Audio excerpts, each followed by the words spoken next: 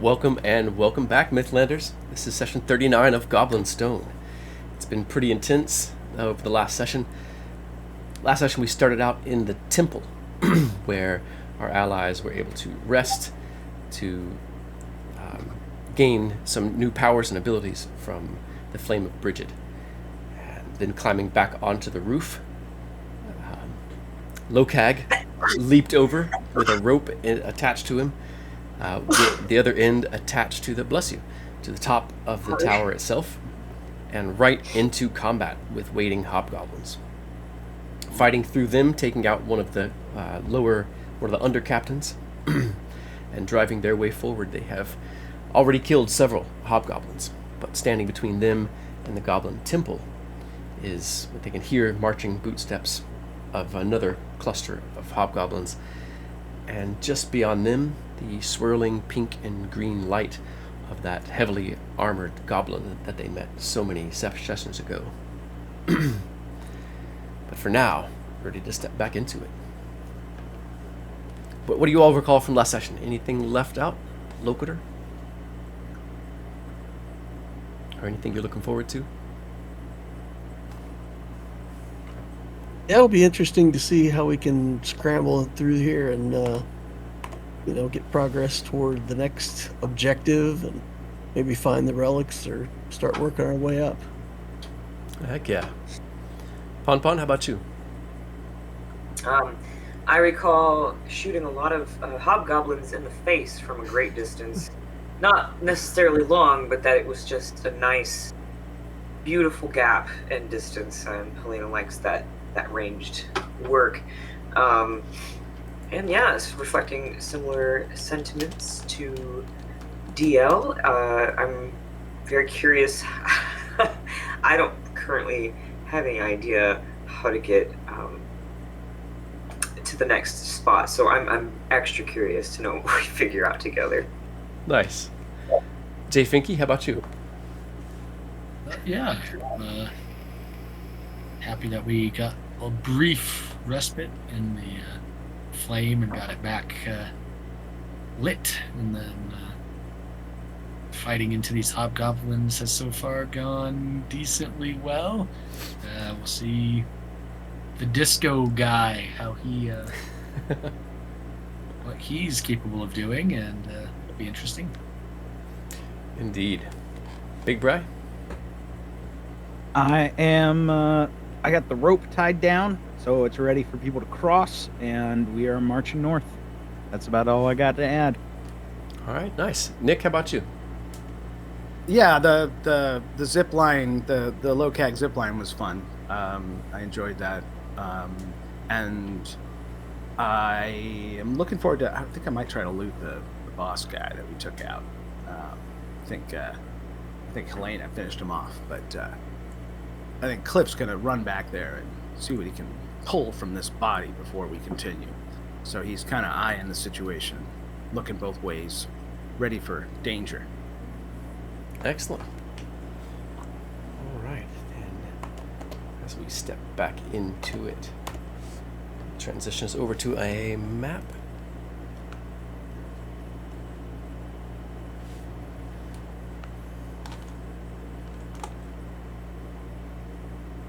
All right. So the last thing that happened was Millie sort of charged forward and could hear the bootsteps of those hobgoblins, perhaps somewhere up in here. Oh, there it is. Let me zoom out a little bit and show our viewers what we're seeing here.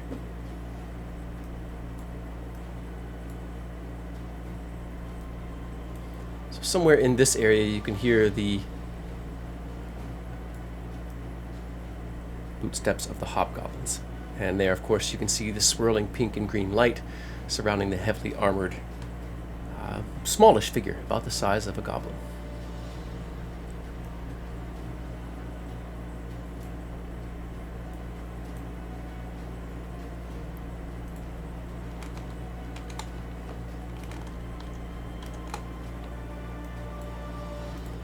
So the next in the order was Helena, still on the rooftop of the temple.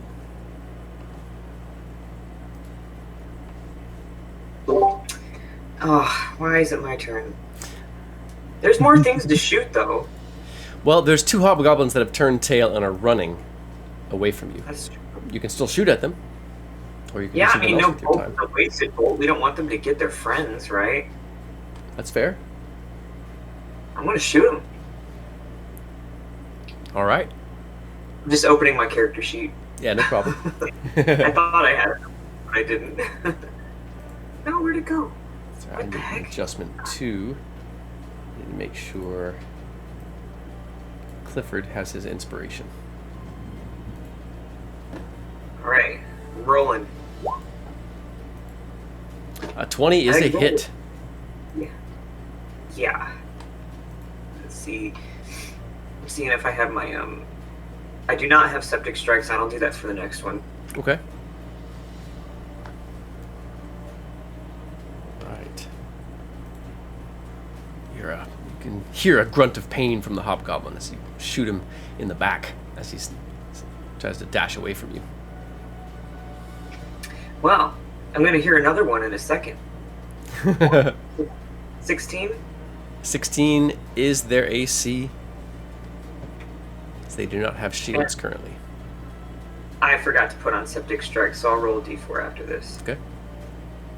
Oof. 13 and plus 3, so 16. You can feel free to describe or pass as you dispatch one of the hobgoblins. Helena, she kind of braces her footing and just sharp shoots him. 1, 2, bam, and just you'll be telling no one. And then she's like points to the one next to him. You're next.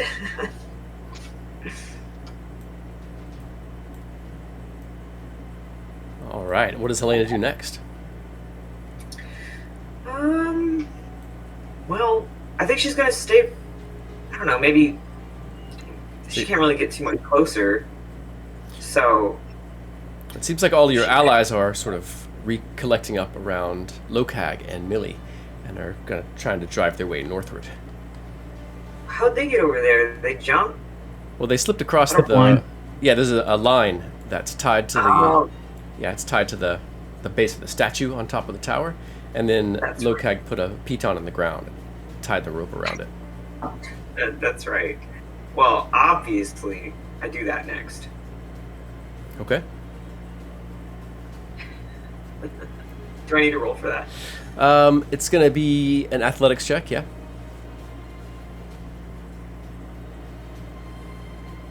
We all have like a little harness to hook in, I think. Yeah, you we're do. hooked into that, like a little harness. 23, excellent. So let's see, if you kind of move over to it to get your full movement, you might start around there. But you will still be in the midst of the rope as you finish up your movement. Oh, that's curious. Because I feel like you would move faster on the rope, and I didn't think that would count towards movement, but I'm cool with it. My Yeah, logic. so you'd probably be hanging right over the center there. It's not at an incredibly sort of steep angle. It's the It's very rope. suspenseful. Yeah, the peak It's of the kind of roof's a only slow- about 10 feet above the cliff there, so the angle's not incredibly steep enough for it to be like falling. So you still have to kind of use your own power to cross it. Kind of swing a bit, you know? Yeah. But it is set well into the rocks. Next in the order is X. Okay, so Helena's still on the rope. Mm-hmm. Okay. And It's a good solid rope. Goblin- It should still be able to hold your weight as well if you wanted to cross it. Okay. Of course, crossing. There's one. Go ahead. There's still one hobgoblin like over here. Can I see him? Yes. Yes, you can. He is running away. I think I'll sneak out here and fire a shot at the one running away, and then I'll still use my movement to try to get going down the rope. Okay. Let's see that attack roll.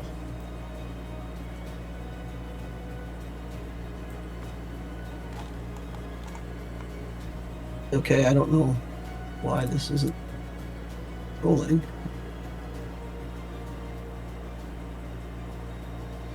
Ooh, there it is. Nat 20. Nice. 27 Nice. total.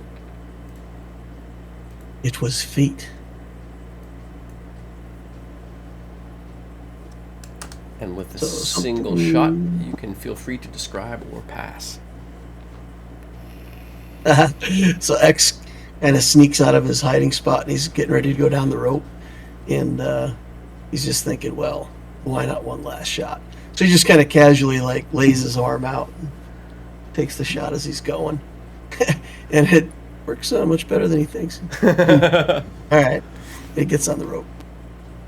Okay. Now you can use your athletics to crawl down it, or you can try your acrobatics and run across the top of the rope that she is kind of slung underneath. She's kind of hanging from it. Oh. Acrobatics is much better for me than athletics, so I'd like to try that. Okay. So you can finish out your movement with your dash action and see how far you can get across the rope.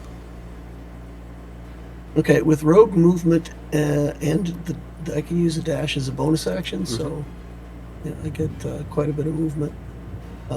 Half movement down the rope, or what's it like? No, it's just normal movement.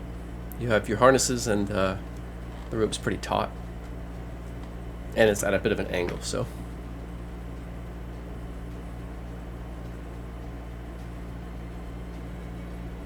I got enough movement to get all the way down the rope, and then a little bit more too.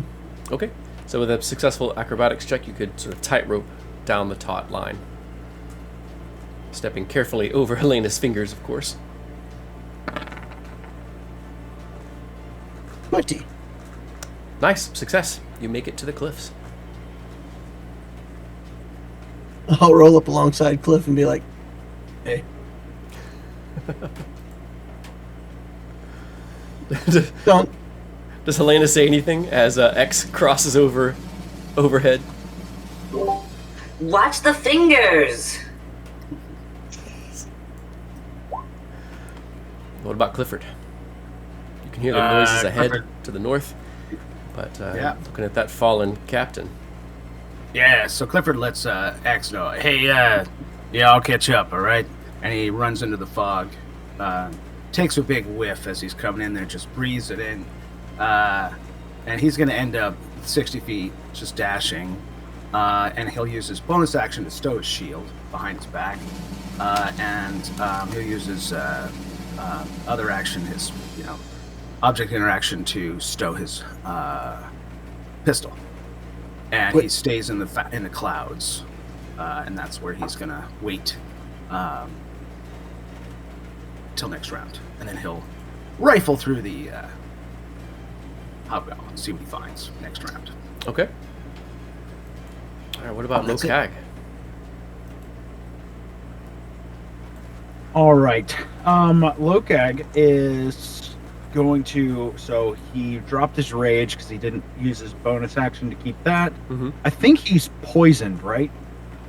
That's what the green dot means on his token. I couldn't remember from last time. I didn't make a note. Sorry. That's okay. I think I did fail one of those Constitution saves last time.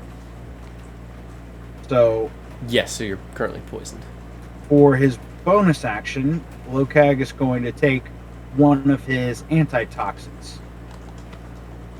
Clear that poison condition, Indeed. and it gives him advantage on saves against poison and resistance to poison damage. Yep. How long does that last?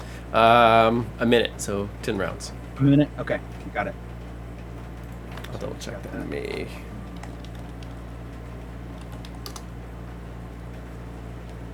And he's now no longer poisoned. He's not. Oh, I'm sorry. It lasts raging. for 1 hour. 1 hour. Mhm. Excellent. Good. So he is not currently raging, so he's going to use his action to dash, and he's going to get far ahead of Millie.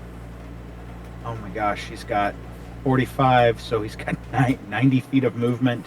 Probably not going to use. I'm going to go up to here, up to the edge of the black, and see what the map reveals to determine whether I'm going to keep moving forward or not. That was 65 feet.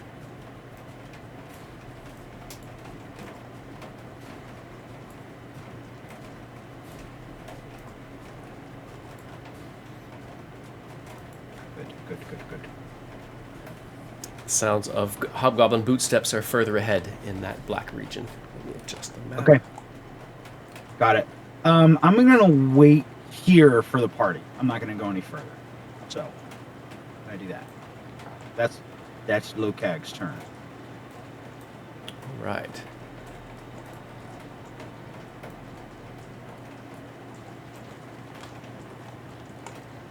All right. Back to Millie. Right. Seeing there's no hobgoblins behind us that I can see. Correct. I will continue forward, following Lokag.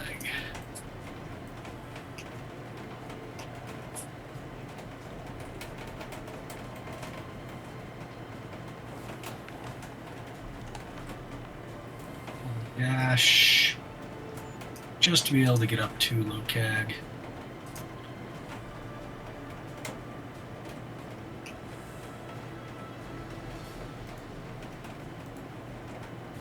Do we see these fine folks illuminated by this fire? You do. Excellent. They begin readying their weapons as you draw closer.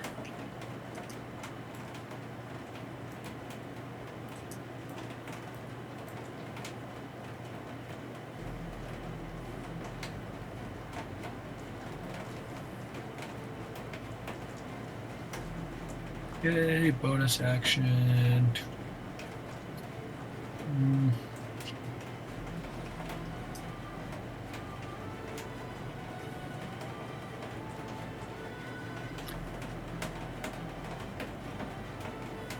Well, 10 points of lay on hands, healing to Lokag. Yay! Nice. How many points? Sorry. 10. 10.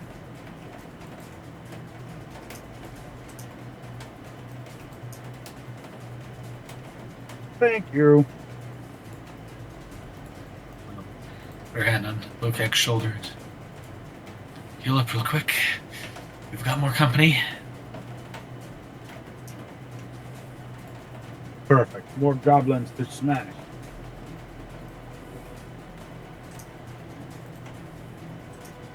That's my turn. Okay.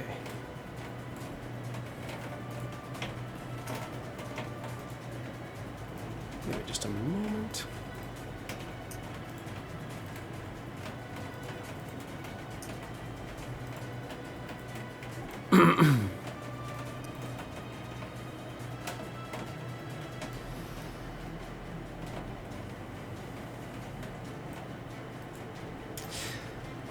So as you kind of flee northward outside of the light of the massive brazier to the south, it's pretty murky, pretty dark.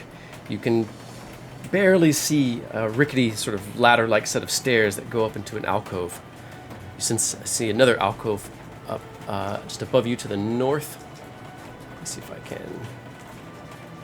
Here. It's like a heavy stone door sets inside the alcove. But in the darkness just to the west of you all, there is movement.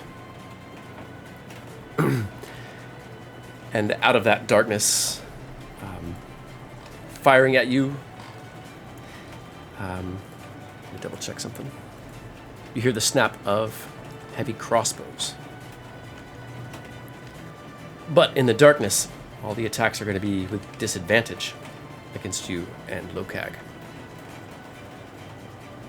Wonderbar.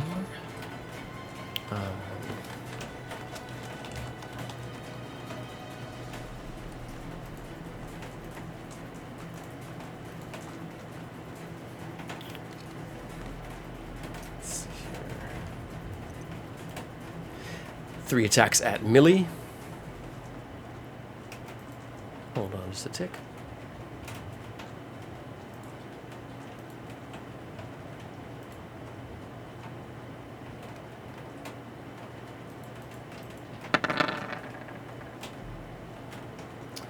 A 17, a 15, and a 13 to hit Millie.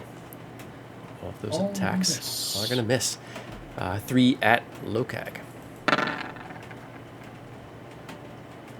An 11, an 11, and an 11. All are going to miss Lokag. You hear roughly whispered commands in the goblin speech. You can sense that there is some sort of leader among them, perhaps a squad leader or under captain.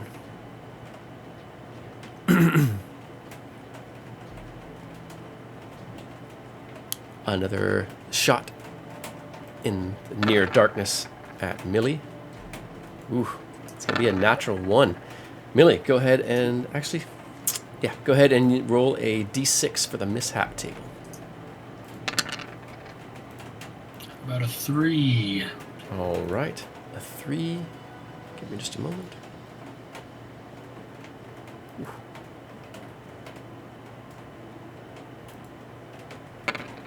You hear a shout of frustrated pain.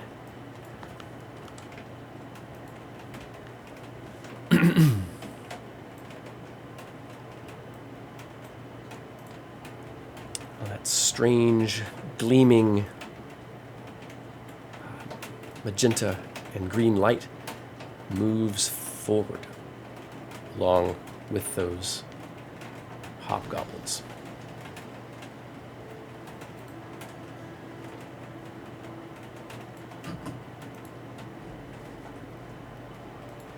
And next in the order is Helena.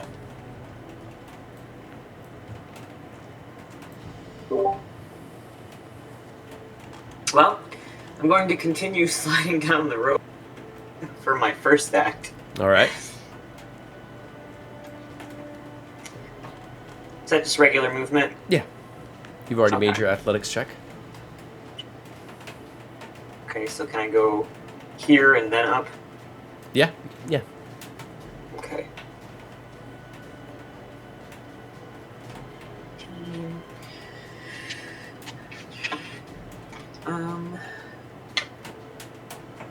I can do 30 more feet? No, that's too much. That's if you take your action to dash. Let me see how far away I am here. I am pretty far away. Yeah, I might as well. So I can do 45 more feet? Yeah. Yeah. I think so. Yeah, okay. Cool. Hope I put that in the right spot. My memory loses it as soon as I Oh, that looks click like to a different... that looks like it. All right. Yeah, that's it. Does Lena say anything as she dashes northward? Huzzah! All right. Next in the order then is X. As Clifford dashes back into the cloud of smoky mist, what does X do?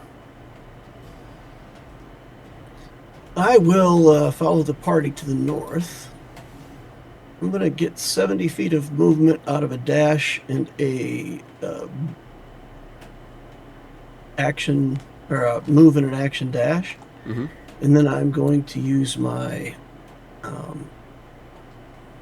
bonus action to hide. So Okay. I'll catch up with the group a little bit, but I'll try to hide up against the wall here.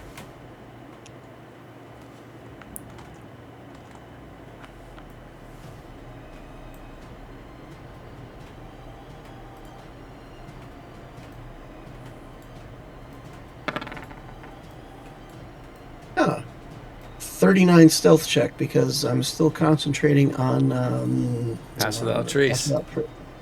Nice. Excellent. Next in the order then is Clifford.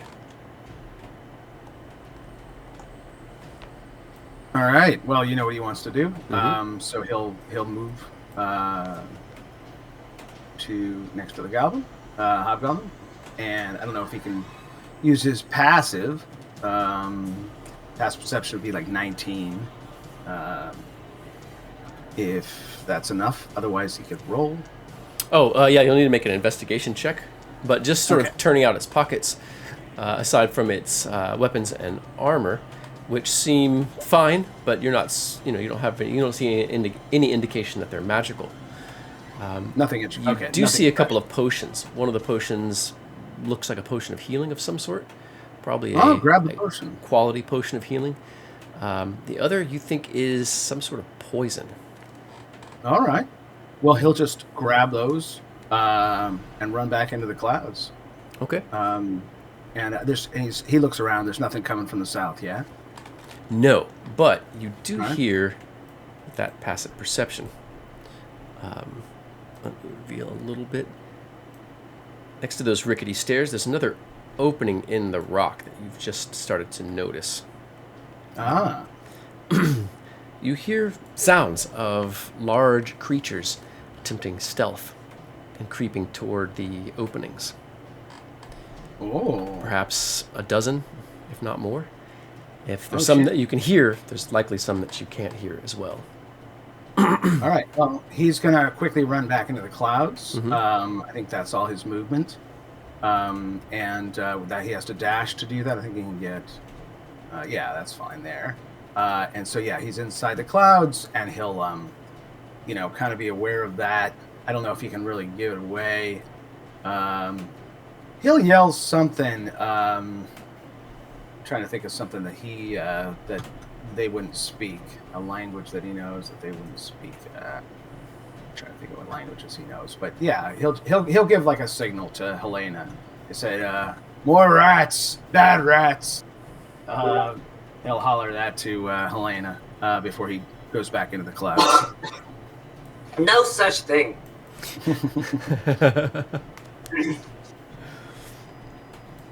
All right. Next in the order is Lokag. Lokag, seeing the purpley green stuff floating in, is going to get really excited and go into a rage. And he's going to rage with the bear this time to get those extra resistances. Nice. Poison condition off on the sheet. Go. And he's going to go charging in. Let's see. Do I want to action dash or do I want to just move up? How far is 45? Ooh, is there like a little lip right here where he ends up?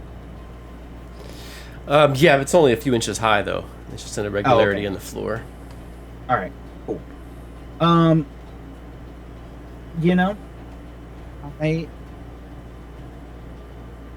am. Let's see. Do I see anyone in like?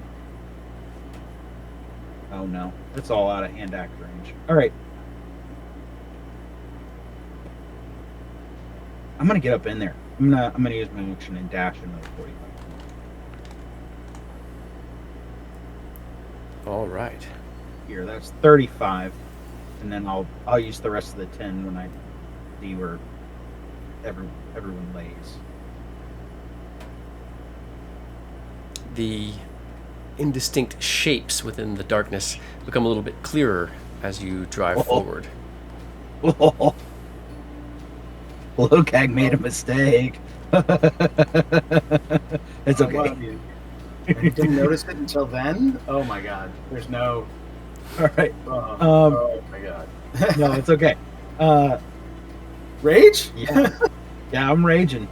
All right, and I used my action to dash, and that is.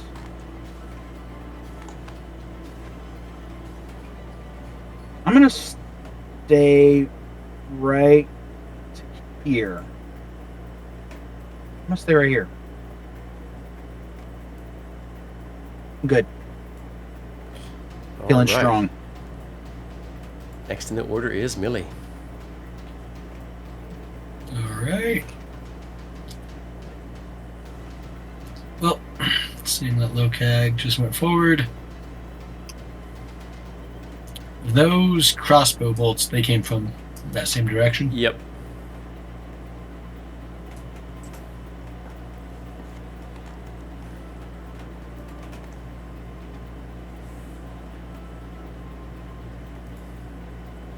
Alright, that's my full movement.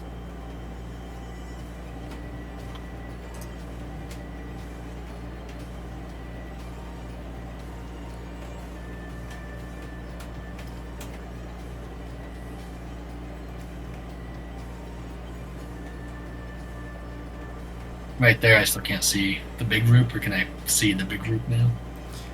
Yeah, you can see them. Okay. It's still it's darkness, you know. So you're in dim light. Let's see. But the two closest to you, or the three closest to you, anything within 55 feet, it'll be a normal roll, not disadvantage, as you're getting closer. And there's some light from the braziers to the north. Perfect. I'll aim at the closest one I see and take a crossbow attack on it.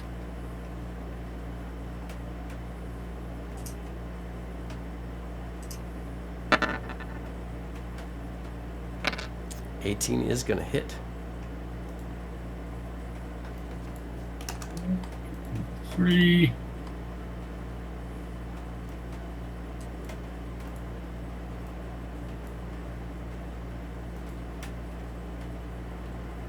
Nice.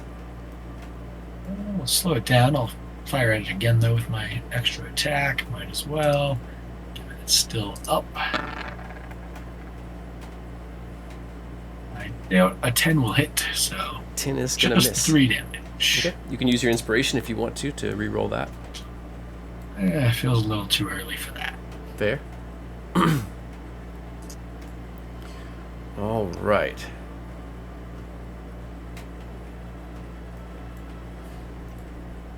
Bring all of these folks now into initiative.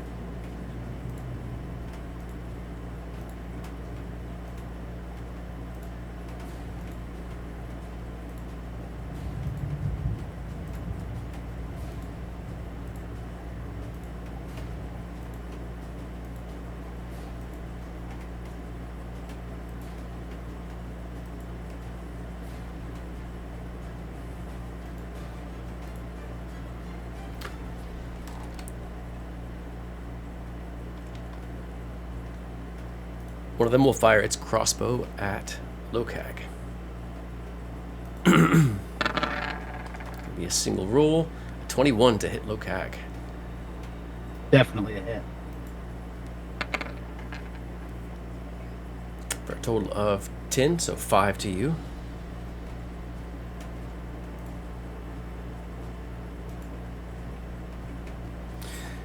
There's two more heavily armored veterans on either side of the entrance to what you think is the temple. You can still hear the rasping, almost grinding chant of two figures within that cavern. But the two veterans have large, like massive shields that have some sort of stand that they're kind of standing behind. One of them pops out from behind it and fires a longbow at Lokag. Let me try that again. For a 14 to hit. That'll miss. Nice. Another hobgoblin fires his crossbow at Lokag. Oh, dodging left and right. Nice. You all hear from beyond, inside that swirling pink and green light, a figure shouting, a shrill, high-pitched voice like nails on a chalkboard. The thundering and sort of booming sound that seems to be coming from the pulsing light. It seems to fly outward, growing and surrounding the hobgoblins.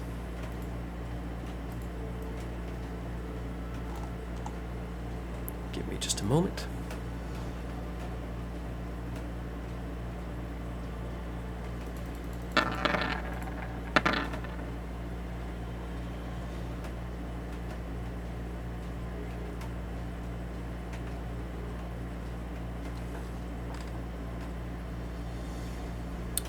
And one more.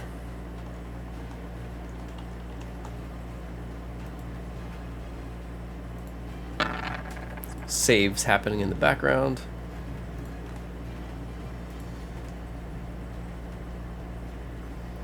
All right.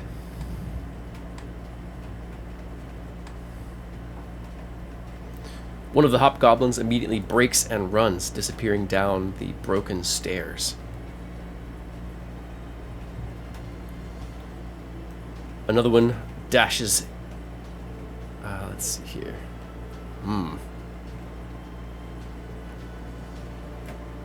It falls to its knees, drops its heavy crossbow, throws its hands over its ears, and begins screaming.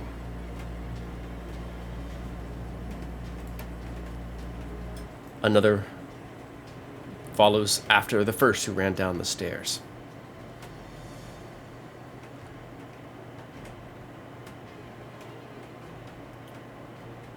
Yet another falls to the ground. This one curls itself up in a fetal position and begins making whimpering sounds. I'll put markers on the ones that are negatively impacted by this strange light. There's a sound like wind screaming through glassy cliffs and a garbled, sort of rattling, booming sound. And inside it, you hear a lower, more bass version of the same voice that's screaming from the armored figure.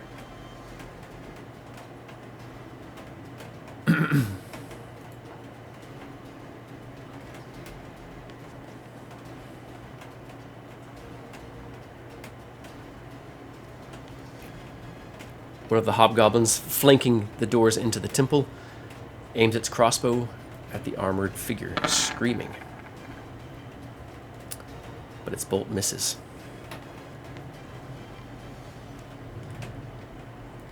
The captain sucks in a deep breath and gives a command shout.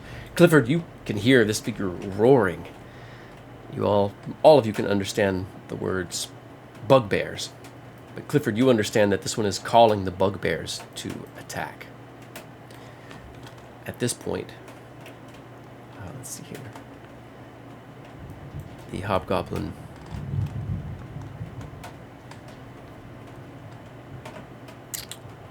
aims its crossbow at Lokag again and fires. But 11 is going to miss. It backs out of the light toward the stairs where the others disappeared to.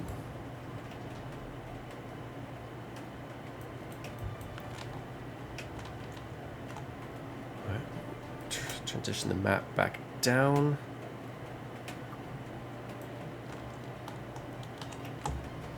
Helena and Clifford, you all can hear from this eastern wall. Figures begin to move forward. Clifford, you can just barely make out hulking shapes within the darkness. You can smell the sort of fetid scent of rotted food, stale beer. Bugbears. As dozens of shapes loom in the darkness, there's suddenly a twanging sound, as if a tripwire has been hit. The cavern is illuminated with fire, and then is quickly filled with smoke. You can hear the roaring and shouting of the hobgoblins as they, beat back flames off their arms or succumb, screaming.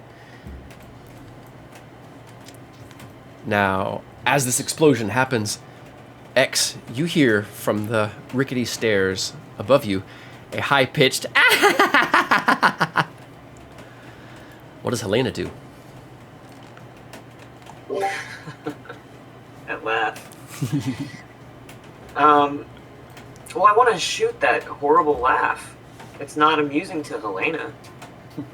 Whatever that glee is, it's not being shared with her, and she doesn't like it. So you can't see the figure. You can hear where it came from, and I will let me reveal the ladder a bit. But it's coming from a cavern here. So is it like echoing around, like from that source? So it's like the person or the creature. It was just a very loud, gleeful laugh. You can make an insight or perception check as part of your actions.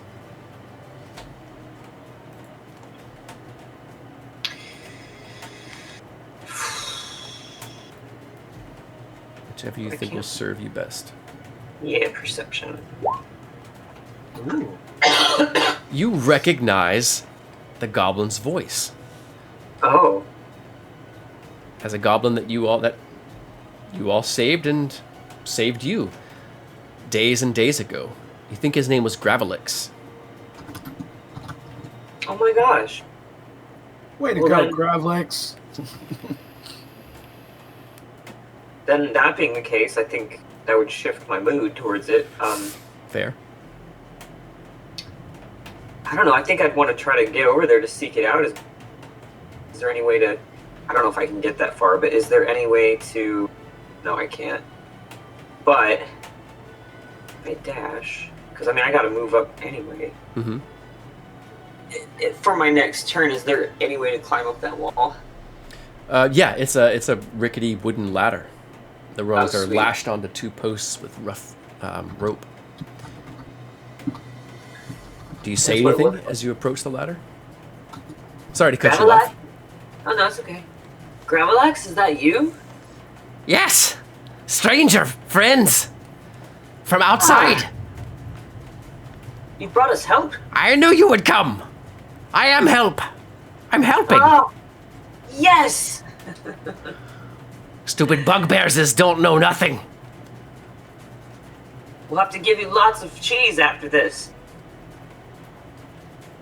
There's an almost pregnant and hopeful silence that comes from the goblin. You almost imagine his face and his eyes lighting up as you mention cheese.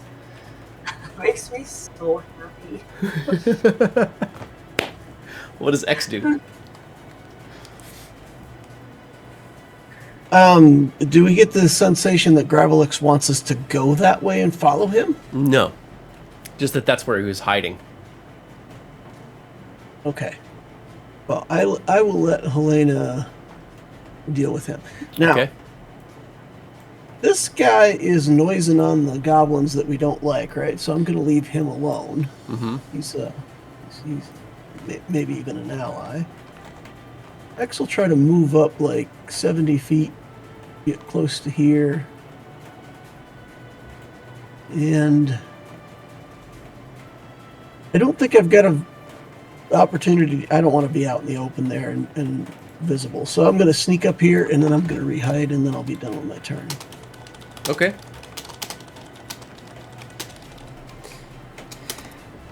Yeah, it's not clear that this strange armored goblin is an ally, but he's definitely attacking your enemies.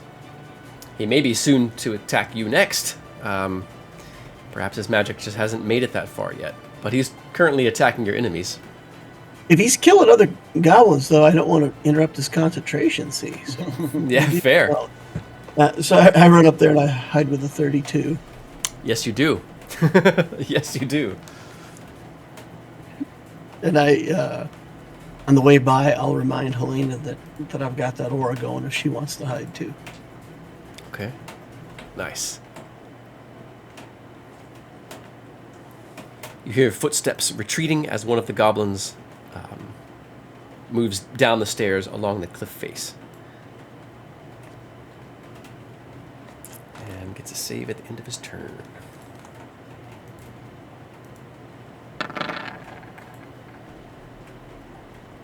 Right. Another one near them follows suit.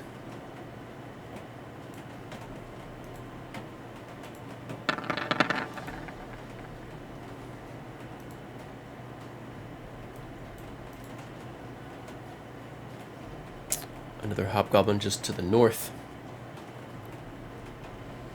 fires at Lokag. Just a normal roll. A 3 is going to miss. It says. What the heck? It's not showing up as a natural 1, but I think that it is.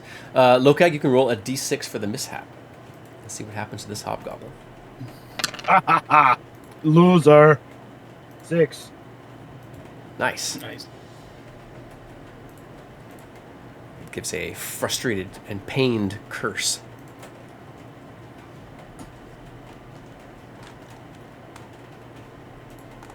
Another one of the veterans pops up from behind its massive shield and fires its longbow also at Lokag for a 22. Go ahead and make your con save with advantage, of course. Good.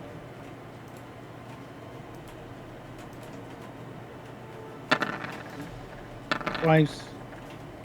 A 16 either way. Okay, so you make your save, bringing that down to 6.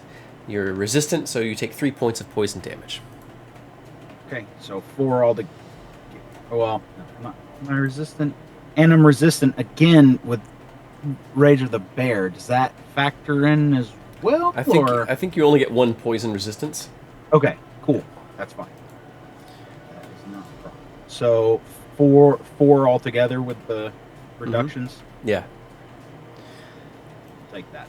The nearby hobgoblin drops its crossbow on a heavy leather strap, shoulders its shield, draws its sword as its object interactions, moves up and slashes at you one-handed with its long sword.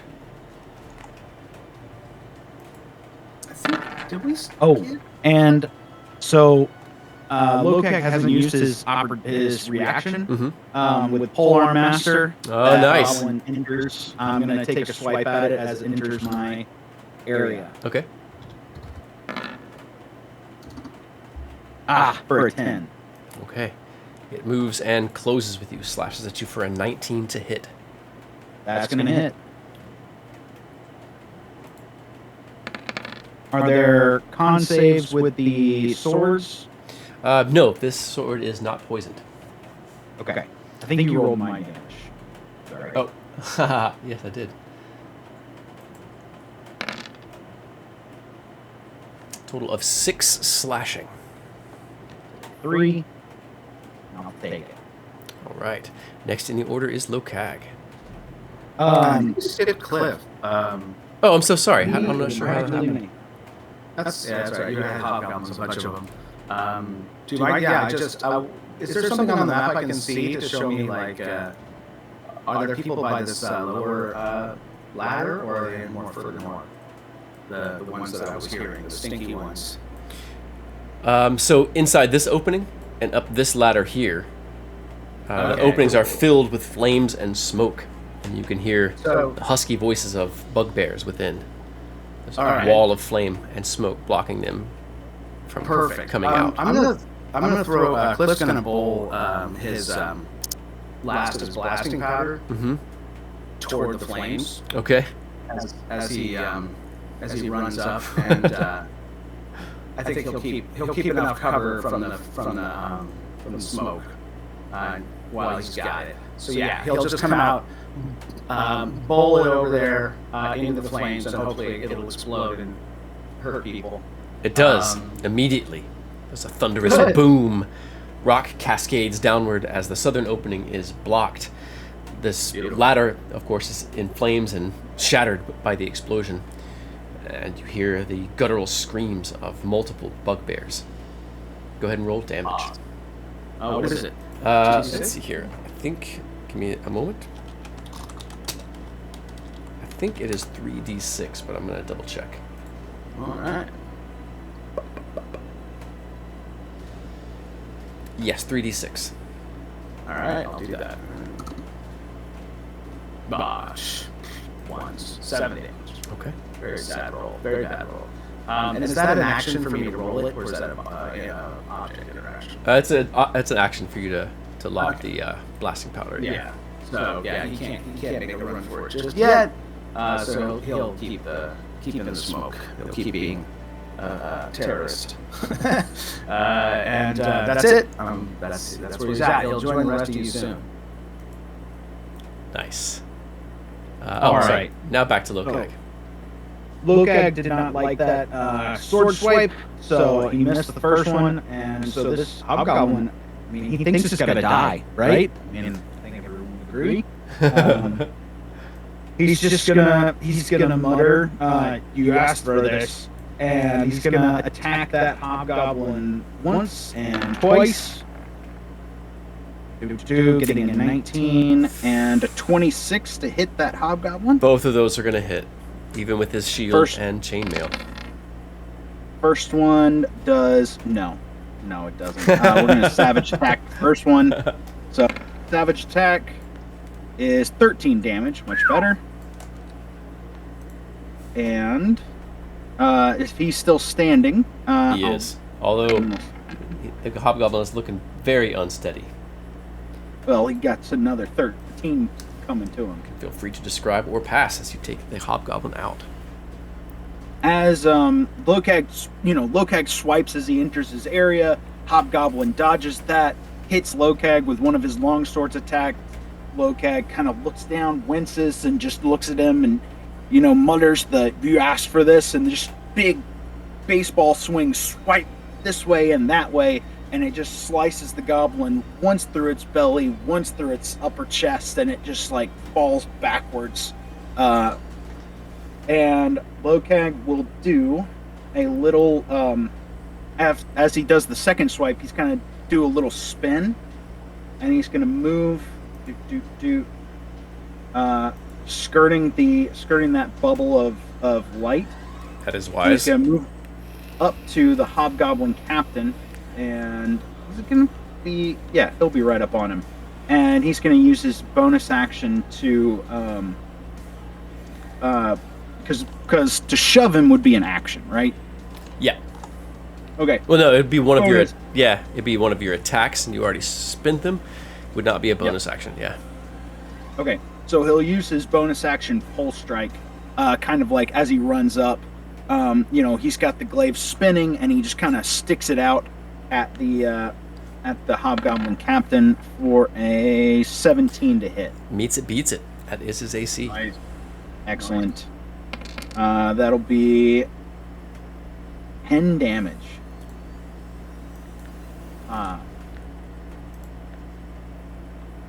Hobgoblin grunts but shrugs off the heavy blow. Excellent. Or shrugs off the effects. You still hurt them.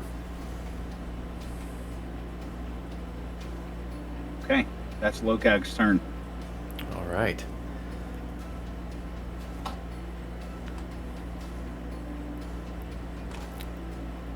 Hobgoblin on its knees continues to scream and makes a save at the end of its turn.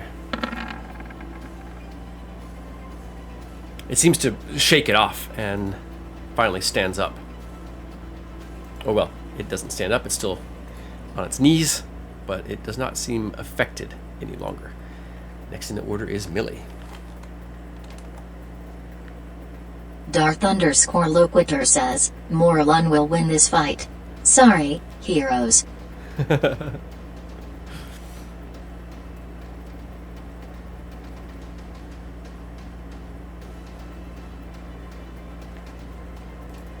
You're muted, Joe.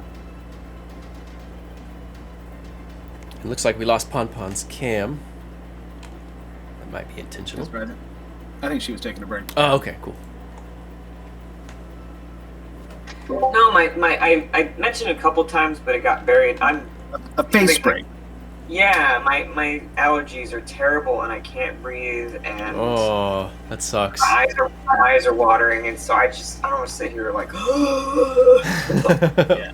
Yeah, that's Very totally all good. Very tough. It was definitely me last week. But I'm definitely here. All right. Good to know, and thanks for that. Mm-hmm. All right, my hot button wasn't working. I am back. Welcome back. Millie will move forward, drawing her sword, leaving the crossbow. Sorry, this hobgoblin and is move to this dead. I'm hobgoblin sorry. that is I dead. did not put an Perfect. X on it. No Yeah. worries. And I will keep up the crossbow and just take aim at. I assume this one's just lying on the ground still. It dropped to a knee, so it's not prone or anything. You get a normal attack roll on it. Wonderful. I will just shoot at it.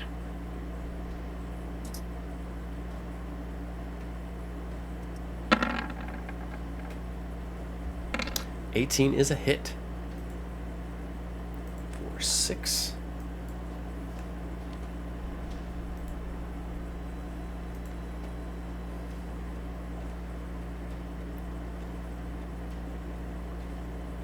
Hobgoblin reels as the bolt punches through its chainmail. It raises glaring eyes toward Millie as she fires One more again. attack. That is going to hit, and you can feel free to describe or pass. That figure did not have a shield yet. It's taking aim right through its chest cavity. Just lets loose the first bolt, reloads, and then the second bolt. And then looks up towards these hobgoblin veterans, I suppose, getting ready to defend herself from what's to the north. All right. One of them is prone.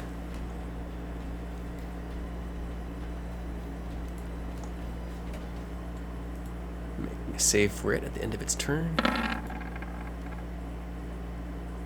It continues to sort of almost rock back and forth, curled up in the fetal position, and sort of muttering, alternately wailing. I think this is a good spot for a short 5-minute break, a couple of ads, and then we'll be back at it.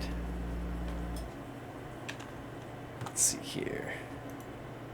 All right. All right, we'll be back in just a few with more action, Mythlanders. Thanks for staying tuned. We'll see y'all in a few. Some of us might hang back and chat a little bit.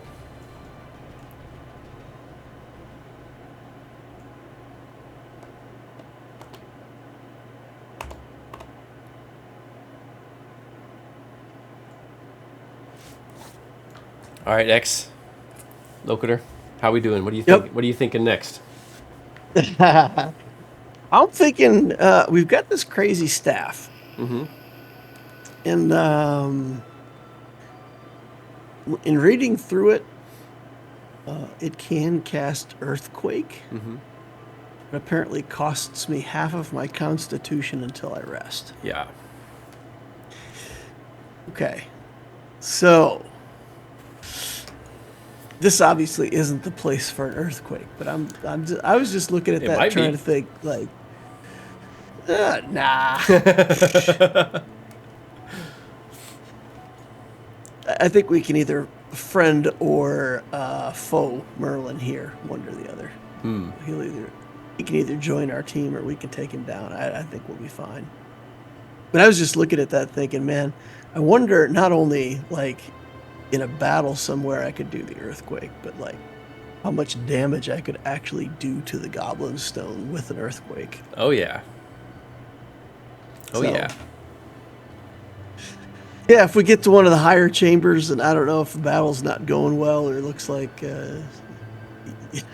looks like a desperate situation, I think that could be a pretty interesting thing to pull out. You're saying there's a greater than 0 chance that we'll end the entire campaign with an earthquake? It's not a 0 chance. It's not a 0 Mhm, chance. That's correct. Yeah. So That would be I was interesting and just looking at dramatic. my options. And the Melf's minute meteors. I mean, Mhm. that's kind of a lame spell too, but it's good and I like it. but it just concentration is so hard to give up, you know. Yeah, yeah. So I assume that when you use the Melf's meteors from the staff, that it still is the concentration spell just like normal. It's not like the staff's not keeping it going, is it? It'll concentrate on something for 3 rounds for you. Oh, okay. So I could do like the 3 rounds of the meteors. And then you could take concentration back if you wanted to for a round. If you weren't concentrating on something else. Well, it's my intention to mostly be concentrating on bless, right? Yeah. So Statistically a good idea. although we've not had a long rest, so I've only got 1 second level spell slot left. Mm-hmm. So I could do another first level bless, but then I'd start running out of healing. So I don't know. My cleric still got very few spell slots. So Yeah. gotta be careful, pick and choose, and pretty much all we get is a certain amount of blesses per day, and I'm not really using it for any other spells. So Yeah. the pass without trace comes from elves. Wood elves get all elves get like racial spells now, Mm-hmm. and wood elves at level 5 get 1 free casting of pass without trace every day. So that's Yeah, I think that's pretty awesome. I think so too. I think that's one of the changes I like from the 2024 rules. I don't like And all I the get character creation changes, but there's some of them that I really do enjoy, and that's one of them. yeah, I think overall it's characters did get more powerful. I think the weapon features are really overtuned. Yeah, I think they're overtuned. You know, If you just add a lot of saving people. throws to them, though, that brings them down a little bit. Yeah, I think there's always been this perception that like casters are so much more powerful than melee characters. They used to be once they were And leveled up enough, anyway. yeah, in a vacuum, that's still true. There's still a lot of spells that are very powerful. Mm-hmm. But but in campaigns that I used to run myself, there was so if you play a lot of like video games and online games and stuff like that, there's definitely a difference between like burst damage and sustained damage. Right. And you know, like in World of Warcraft, if you go to a raid, you need really high sustained damage. It doesn't do you any good to have good burst damage. Mm-hmm. If you're playing World of Warcraft in PvP arena, you know all of your character's abilities have to come together to do a big burst of damage in order Right. to overcome the enemies. Mhm. You know, and as soon as you beat one, you pretty much win the arena, right? So different things work in different ways, and I always thought, you know, or at least in my campaigns, the fact that spells were limited, all you had to do was just put characters in a situation where they just had to grind out the damage. Yeah. And a lot of times, the first couple rounds, the casters throw spells. But in the campaigns that I ran, people were always afraid to keep casting spells in like the third or fourth rounds because there was going to be 4 or 5 combats before you got to rest. And if you threw away all your spell slots just killing stuff right and left, Yeah. Then you're. you'd be left with nothing. Mm-hmm. So the melee characters were always the cleanup crew. They, you know, single target damage like against big bosses. Your sustained DPS characters always pull a lot of weight in and to save your spellcasters their spells. They have to clean up all the fights once the first fireball has gone down and whatnot. Yeah. So I've always felt like the game was fairly balanced, but in a way where you had to play with some level of attrition. Yeah. Yeah. I So if think people only fought 2 combats a day, and the spellcasters just got, once you're like 6th level or something like that, you have 27 spell slots. You can do 13 spell slots per combat. There's no attrition to it. It doesn't. You can just do your burst damage all the time, and of course, casters then would feel like insanely powerful. Yeah. So I get that they wanted to kind of like catch up the melees where they could be on par with these big burst damage mages. But I think the weapon abilities are a bit overtuned. Yeah, I think they're very, very overtuned, especially just they automatically affect, but like I said, if you throw a saving throw on there, it does alter it a little bit, but still, yeah, they're pretty potent. Yeah. I think everybody so I don't know. Oh, go ahead. Okay. Yeah, I think everyone's Nope, back I'm- and ready. So I'm ready if you guys are.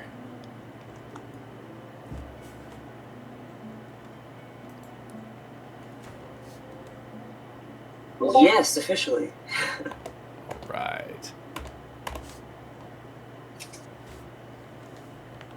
All right, so coming back into the top of the round. One of the veterans now firing at Millie. And I had made a mistake. They have multi-attack, so it'll be taking 2 longbow attacks at Millie. Both as single rolls, a 15 and an 18. One shatters on Millie's breastplate, the other shatters on Millie's shield.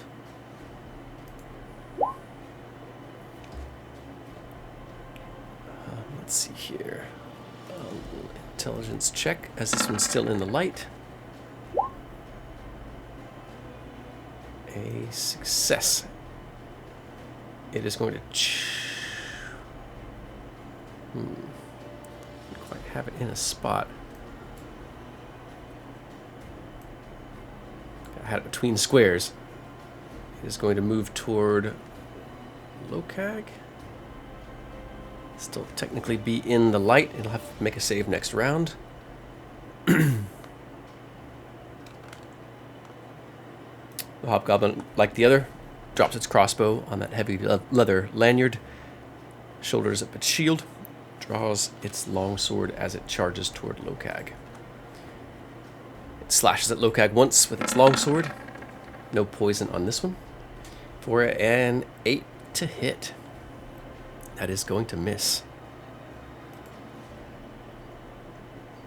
Let's see here.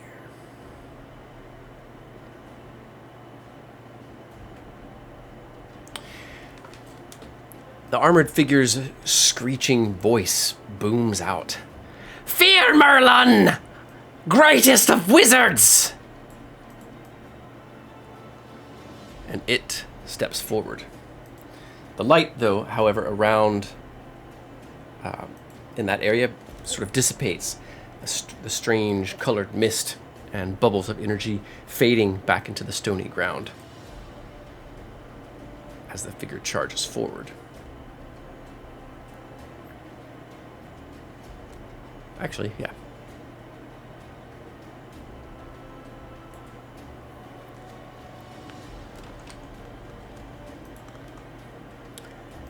The figure that has named itself Merlin, as it moves forward, it fires, well, let's see here. There is a large bundle of what look like metal rods on its back. It snaps up and snaps forward and unfolds into a crossbow. It fires twice as it draws a mace and shoulders its shield and steps up closer to one of the hobgoblins.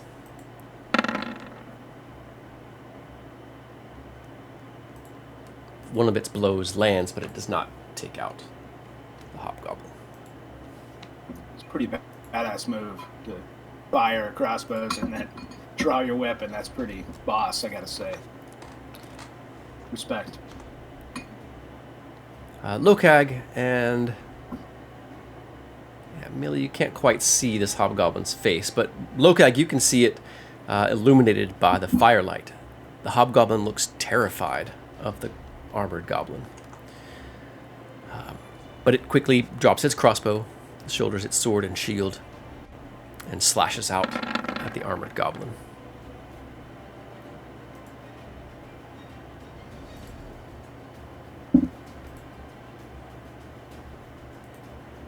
Just a moment.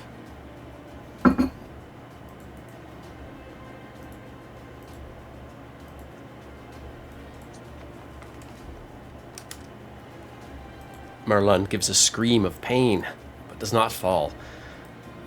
Meanwhile, Helena, at the bottom of the ladder, speaking to Gravelix. What does Helena do? Well, I guess she wants to ask him, how many do you have with you? Anyone? Just one! Just me. Just Gravelix. Well, come on, let's go! And she urges him to come forward, and Helena is going to catch up with her companions. Oh yeah, look at my buddy, I'm so excited. I also have Giant Bubby, should be following me through this as well. Oh, Okay, yeah. Remember, Bubby's big now. Right. Big Bubby. Wow, the space is so big, I feel like I barely get anywhere. Oh, the place is definitely huge. So, can I, from about that spot here, can I shoot one of the hobgoblins? Let's see. Yeah, I should be able to. So they'll need to get up to the cliff, as they're now down below. They've that sort of walkway that rings the whole swampy area. They've gone down the stairs, so you'll need to move up to one Not of the the. one that's by Lokag, though. No, it's still up top. Yeah. And if I move 30 feet, I think I have 120-foot range, so that would just be my range. Yeah. That's You do. exactly perfect. It is still in. It's pretty dark over there, so Uh-huh. attacks outside of 55 feet are going to be at disadvantage. Okay. The ones up by the braziers to the north, however, are clearly seen. No disadvantage on attacks against those up there. So Those bad. might be in range. They might be in range. This is. I can't remember if I have 30 or 35 feet at the moment, but I think it's 30. Yeah, you're really close to get that one by the brazier. Are they? Yeah, they'd are they just be not in out of range. They'd just be in range if you move 30. Yeah, like 30 is your right- movement. Yeah, well, we'll go for the one I can see then. Okay. Okag's got the other one, so All lit up behind the fire. Well lit. Very nice. Yeah. let's see. I'm gonna turn on. Well, no, I'll turn it on for the next one, but we're gonna do the two shot and out kind of deal we like to do. So, first Pew, pew. shot. Pew pew. 25. Ooh. Nice. Nice. That is going to hit. 8. All right. And then I'm gonna turn on septic strikes. The hobgoblin stumbles back a half a step with the force of that bolt of gleaming, glaring white light. You didn't even see it coming. Here's another. Shouldn't announce your attacks. 26 is a hit. 14. Wow. Feel free to describe or pass as you take out the hobgoblin. Elena feels the power of Brigid through herself and her body and unleashes it through the light arrows that were empowered through her flame and straight into the hobgoblin, erupting him from the inside out. Nice. Nice. Nice. He falls into a pile of ash. Ow. Gravelix moves along the wall and hides. What does Bubby do? I want Bubby to keep pace, be right next to Helena until the time is right. Okay.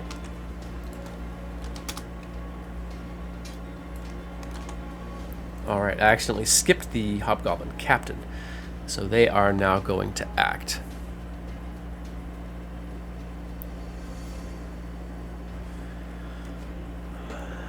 It gives a battle shout in its own language. Slashes out at Lokag. Well, yeah. It drops its heavy crossbow back on, swinging from its back. And draws a greatsword. Slashes at Lokag with advantage. Once. Oh, sorry, that should be with advantage. Let's roll a single one.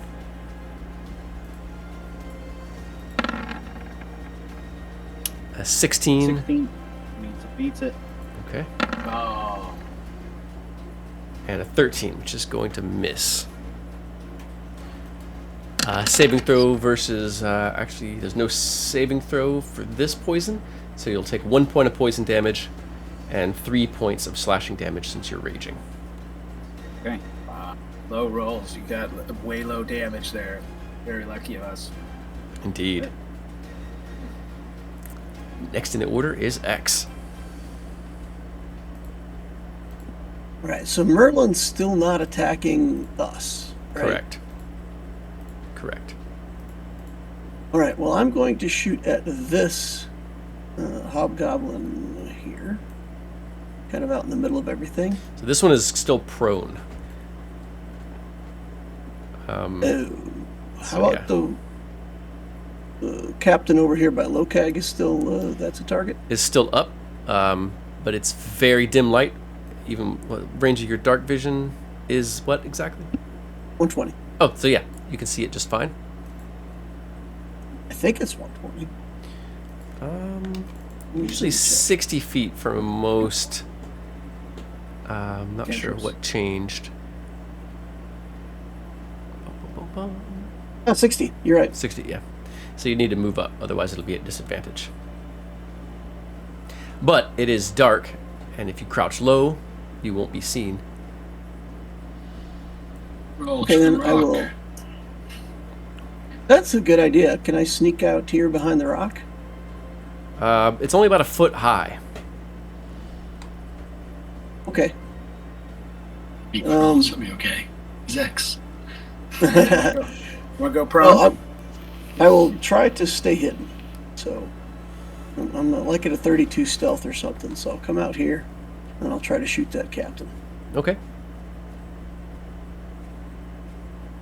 So moving very low to the ground. The shape of you sort of disguised behind that heaping rock.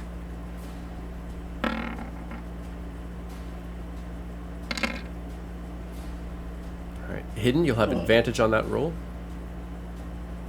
Okay. 'Cause that 16 would miss. But an 18 is going to hit. Nice.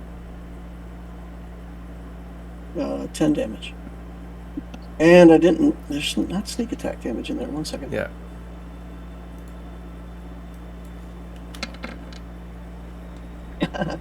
So 11 damage. Alright.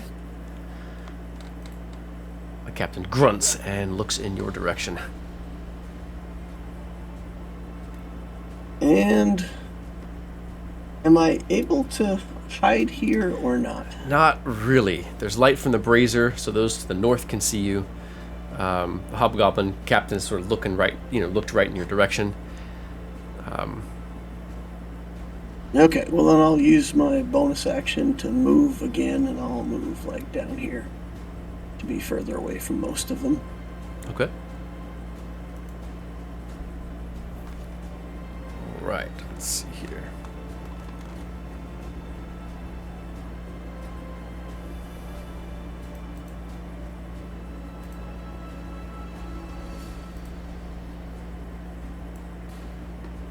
One of the hobgoblins races back up the broken stairs toward Lokag. It, like the others, shoulders its shield and draws its sword, slashing at Lokag. Just a single roll, so 10 to hit is going to miss Lokag. The other follows up behind it, doing the same, slashing at Lokag. I'm gonna use my Oh, yeah. reaction to attack that one as it comes up. Okay. Doesn't stop its movement or anything, so should just be straight roll. Just 10 to hit on that one, so That is no going worries. to miss, yeah. It slashes at you for a 22 to hit. That does hit. For a total with your rage of 4 damage. Wait, two damage? Yeah, it was 4, but you're raging, so just 2. Right? Mhm. Okay, cool. Just check. Next in the order is Clifford. Oh boy. Well, he's got to get out of here. Is anyone else coming from the flames, or are they pretty much held off and unable to? Yeah, they're held off. There's still flames. One of the entries is completely collapsed from that blasting powder. Yeah. Then I'm gonna GTFO. I'm just gonna measure and make sure I'm doing the right amount, but he'll dash. He'll end up right next to that Gabi. So yeah, he's just racing out of here. He'll leave the smoke behind, and bonus action, he will draw his pistol again. I think he'll want to have that ready and loaded. So he's got a little. I'm gonna say he's got a little fire bullet rounded in the. Locks in his next fire bullet. All right. And that's it. Does Clifford say anything as he dashes forward, loading his pistol? He says, "How come I always got to take the rear? I always got to watch my back. I know, but it'd be nice to have a little break." He just kind of complains like a coworker to Helena. Does Helena respond?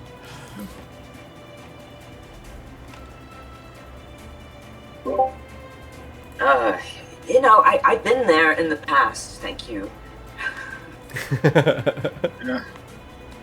I guess we're lucky we're alive, huh? I think that every day. I got your back.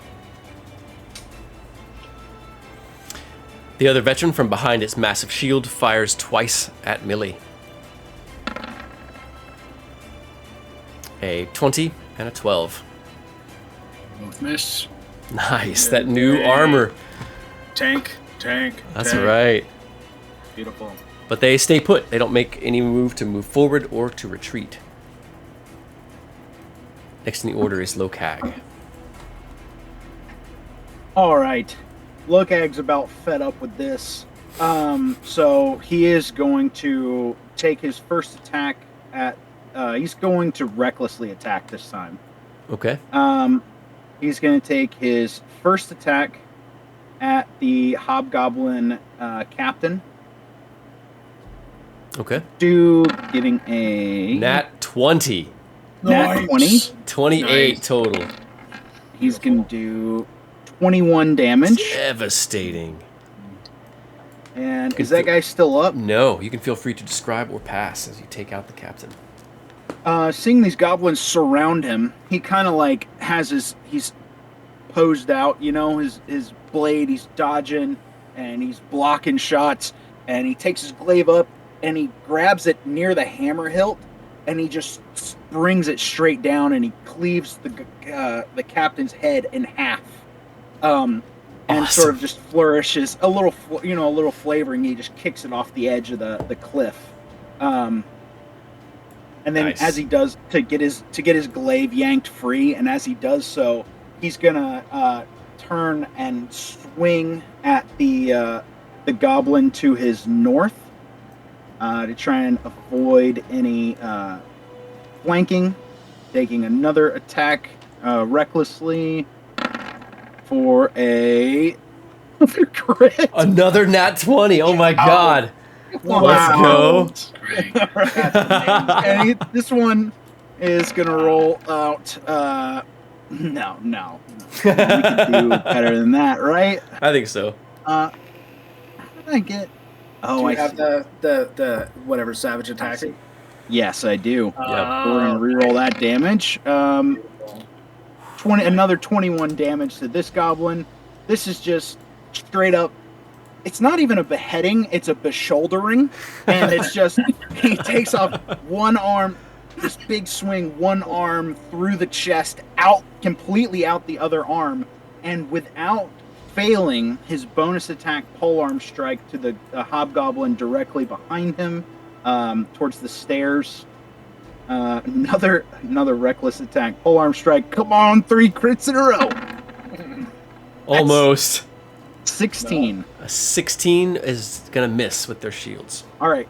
So he just kind of the drag of the goblin kind of threw his attack off, and he just slams the polearm between the other 2 hobgoblins, but he still wheels around to face them and just screams in their faces. Awesome. Make an intimidation check. Oh, gladly. Yeah, you just aced their captain and another one in 2 24. quick moves.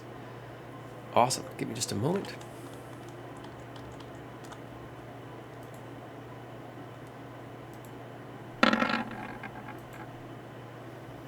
You can see the figure is shaken.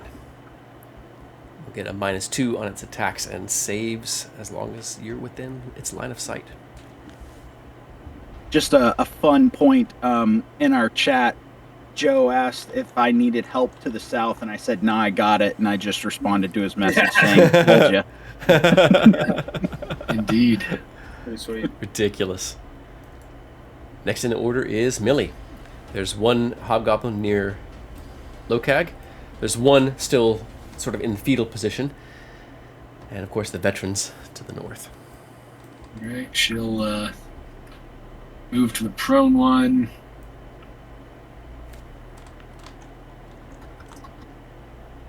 And try to take it down before it gets back up. Advantage on attack rolls.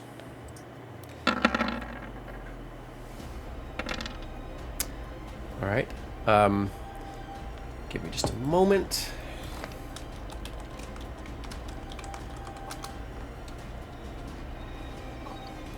Pulling something up really quick to make sure that I've got the right idea. Goodness gracious. have to refresh roll 20. Give me just a moment. Or several moments.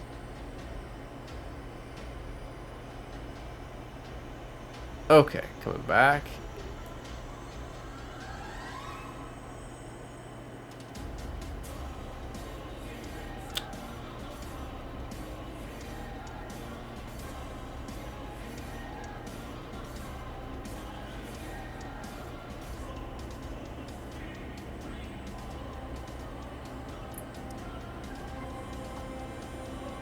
Okay. That is definitely going to hit for 11. It's immediately going to get another save, but it is not dead. It is still moving. Or wailing and whimpering. Sorry, wrong. Ignore that. 17 is going to hit. That was its intelligence save. Oh, sorry. Yeah, ignore that intelligence saving throw. That was the wrong one. No worries. Only a 9. 9 is going to miss, unfortunately. All right.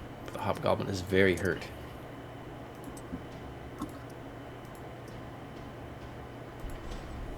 Action. I don't have any bonus actions that are worth doing right now. Yeah, it's my turn. Okay. Alright. The blow, though, did help it shrug off the magic that was overwhelming its mind. It struggles to its feet, draws its sword, readies its shield. Let's see here. Awesome, and it's going to attack you with disadvantage.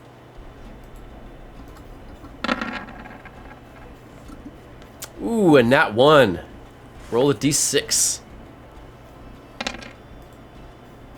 Ooh. You with perfect timing, you batter the sword blow aside. So well timed, you knock the sword out of its hand.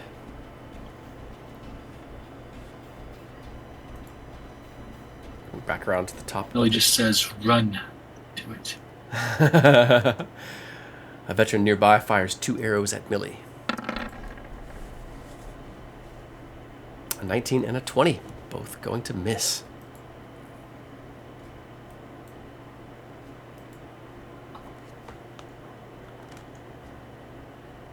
The armored figure Merlun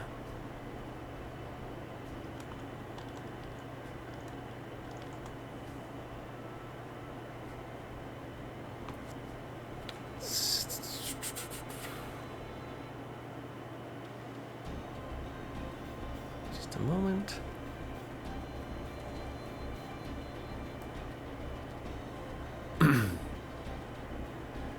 It stays sort of closed with the hobgoblin, but it looks over its shoulder as Millie, you start to hear the clomp of heavy boots from the west. It turns and screams, a cacophonous roaring of magical incantations as the light around it sort of grows and flies westward. You hear a series of groans, of shrieks, and fearful screams from a pack of hobgoblins, or perhaps bugbears in that direction.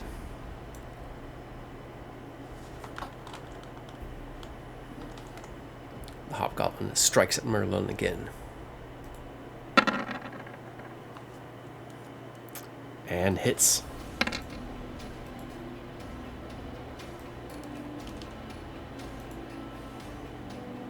Captain is dead. Next in the order is Helena.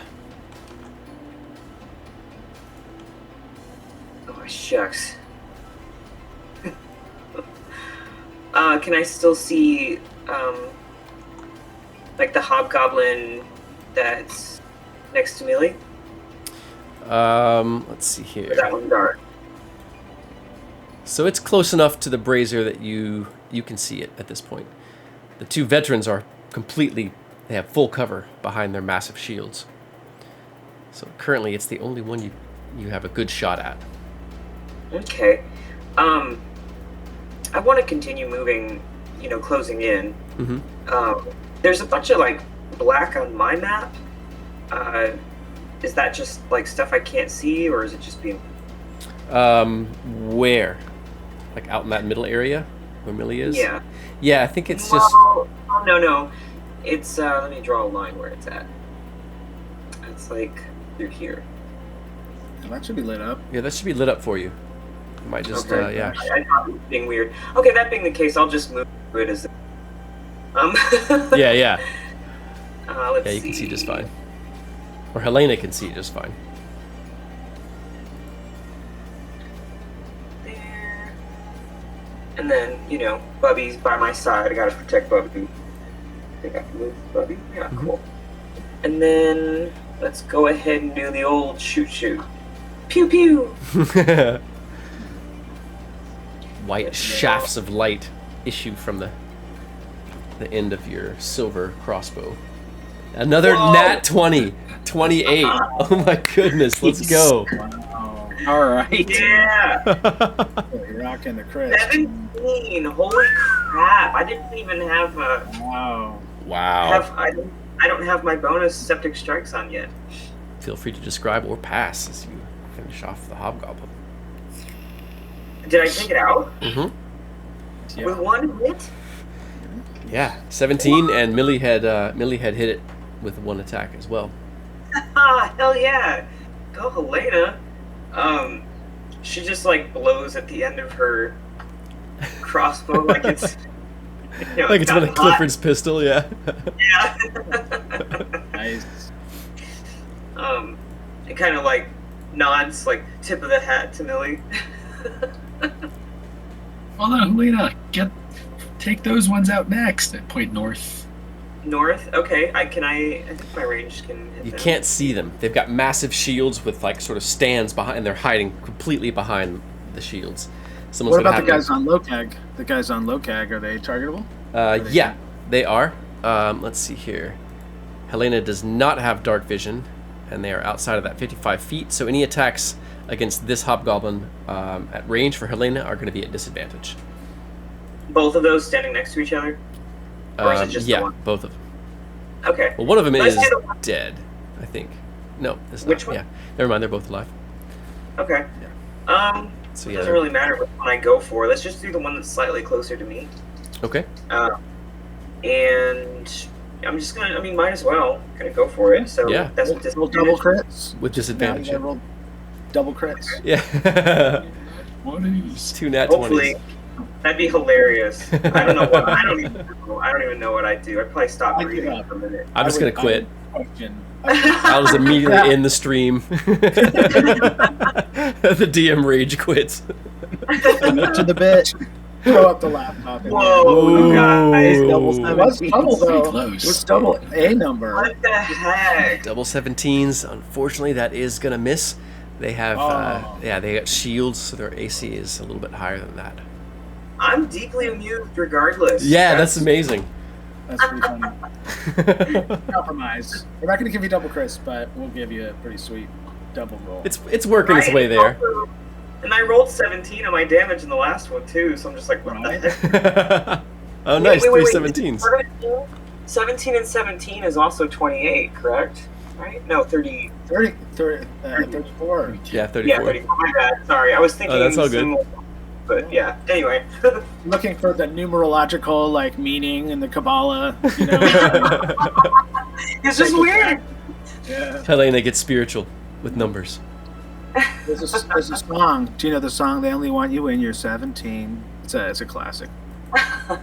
It's true. All right, and Gravelix continues to sneak forward using his action, dash, and movement. Next in the order is X. Okay, Lokag's got 2 guys by him that seem to be in Reaper formation, so X's cue to come up here. They didn't know. They did not know any better. And I can do poison spray on these boys. Oh yeah, let's go. All right, I'm going to poison spray both of them because it's a Nice. necrotic attack, and they're both within 5 feet, and I can reaper that. Beautiful.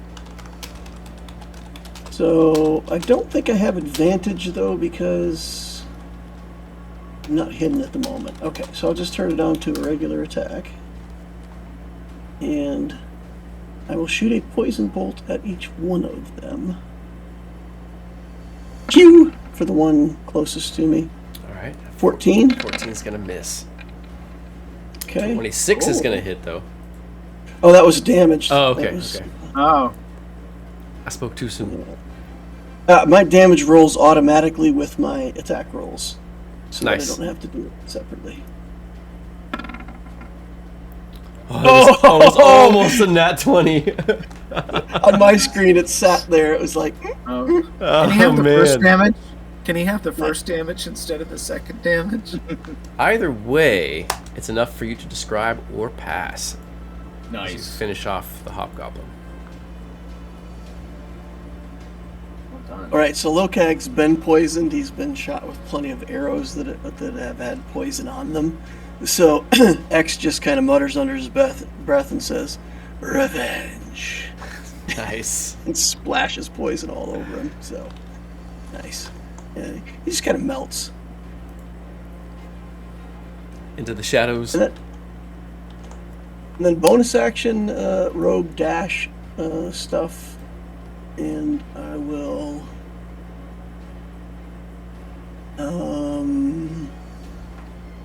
I'll move, but not too far, and then I'll be done. Okay.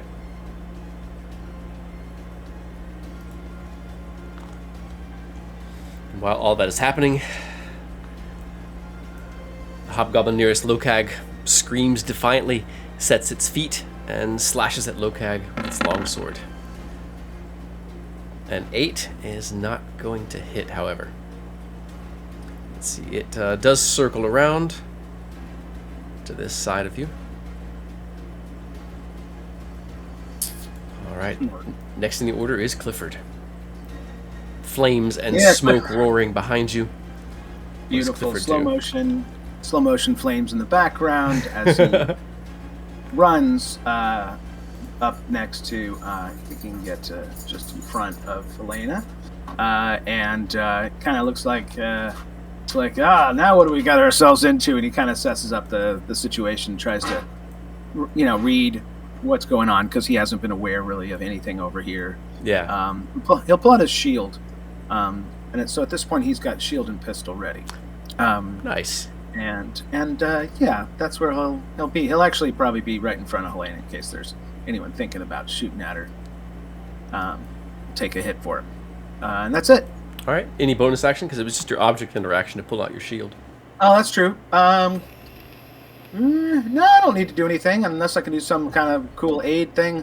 But no, I just bonus action perception maybe, just to really take in if there's any surprises that maybe I didn't notice, I guess. Okay. Go ahead and make so- that, and it can't be lower than your passive, so go ahead and roll it. Okay, I rolled pretty well, 28. 28. Okay. So you Yeah. do hear a troop of hobgoblins to the east. Some screaming. Coming down the stairs. I'm sorry, to the west, where you can see Oh, now the green and pink light from Merlun. And Merlin is going at it with them. Mm-hmm. There's a bit of a tuffle, a bit of a scrap. Well, his magic going on. is Merlun is Yeah. toe-to-toe with one of the hobgoblin sentries. Back to the Ah, south, nice. you can hear cries of Right. some of the bugbears, and you can tell that some of them you can hear by their sound that they're working in concert to put out some of these flames. So not all of the bugbears are dead, and as soon as they can douse those flames and make it through, they'll likely be on your tail. Yeah, we're gonna keep moving. Well, yeah, he's ready to roll in. Says hi to Bubby, gives Bubby a little pat. That's it. Looks up, twitches its whiskers at you, gives you a fierce look as it's ready to rush into combat as soon as Helena gives the word. Oh, you're a big fella. You're a big fella, Big Bubby. He's pristine. He has now beautiful gleaming fur. There's no mange or patches. All of his scars are gone. And his eyes glitter faintly with small sparks of Bridget's fire. In the majesty of eternity. Yes. But meanwhile, to the north, one of the veterans continues, perhaps in futile fashion, to shoot at the heavily armored Millie. 2 shots from one of them. Both miss. One again shatters on her breastplate, the other misses outright. Next in the order is Lokag. Seeing that Millie needs help, Lokag very quickly, let's see. He's going to strike out once at the goblin right next to him, recklessly. Another nat 20? Come on, oh my dude. god. I quit. I quit. All right. I don't trust this. All right, we're gonna savage attack that. I mean, come on, 10 damage. We can do better. Wow. 16 damage to that. You can, again, feel free to describe or pass as you take out another Jesus. hobgoblin. As that goblin circles around, Lokag spins the opposite direction and actually just turns his glaive around as he does and just sticks it right in his gut, so that he's in perfect position to move. He is going to move up to 45 feet. He's going to get in front here. And, he doesn't have a lot of faith in this, but we're going to try it anyways. He's going to throw one of his hand axes towards one of the armored goblins. So they have full cover. They're standing behind massive palisades shields that have stands that provides complete cover. So they're popping out from behind, firing their bows, and getting back into cover. So there's nothing to aim at. I'm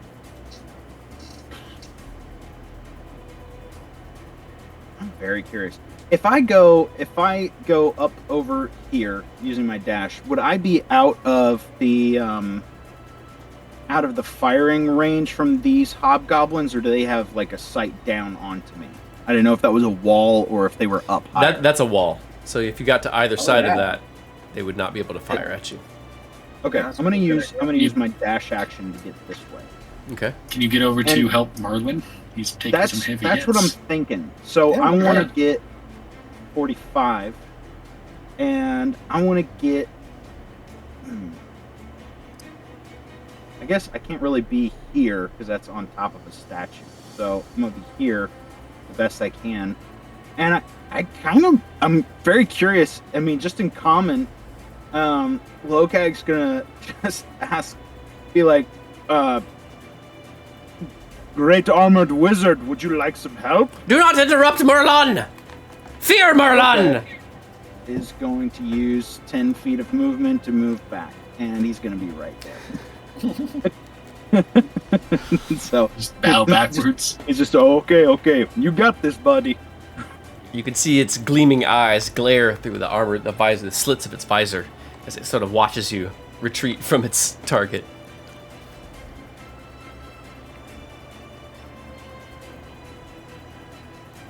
All right, next in the order is Millie. Millie will move straight through this hobgoblin wall, I guess. Okay. Let me reveal. You can see a bit of inside. It is very dimly lit with a dull red smoky light. You hear the chanting from within cease. You can barely make out a large statue on an altar and a winged crest made of bone and stone high on the wall. There are 2 braziers that smolder with sort of flames licking at the coals. And there are giant, obviously the skulls of some massive humanoid. It had to at least have been 18 feet tall based on the size of its skull. You can also make out on the altar an organ of some sort. There are char marks on it. There's also a massive blade that is not one of the relics. It seems to be made of sort of rusted and rotted iron. And you can make out 2 figures standing on either side, just barely in the dim light. The hobgoblins, though, the veterans, sort of, turn to address you, and you can tell they're going to be moving to draw their swords and shields on their turn. As they're turning, I'm going to stab at the close one. Okay.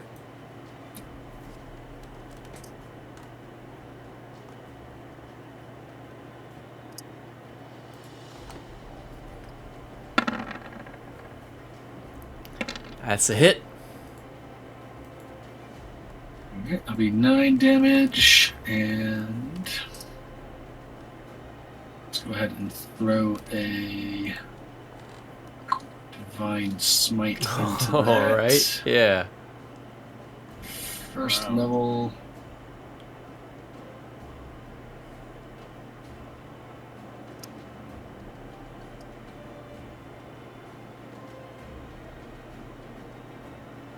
One thing? No. Okay.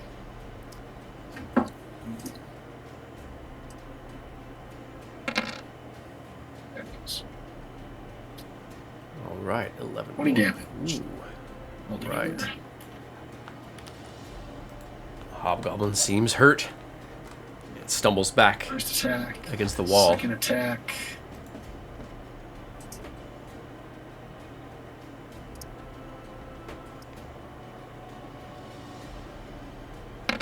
To hit. 19's a hit. 11 slashing. Again, you can feel free to describe or pass as you take out one of the veterans.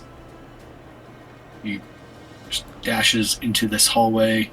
His first slashing with that bright, kind of brilliant flame of Bridget slashing through this veteran's armor, and then just kind of stabs into its armor in a spot that's opened from the divine searing that it received, weighing around to then defend against this other one. Nice. You can feel a profane energy crowding the shrine to the north. You can almost feel it pushing back against the radiance of Bridget that infuses your being.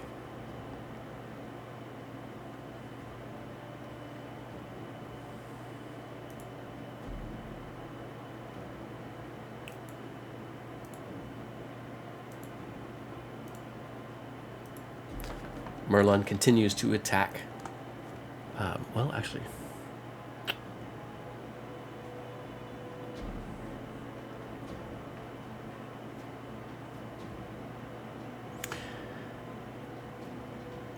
it raises the mace high over its head. Merlin screams a series of sort of chopped and broken syllables. Ugly green light shines from the mace and flows out over the hobgoblin.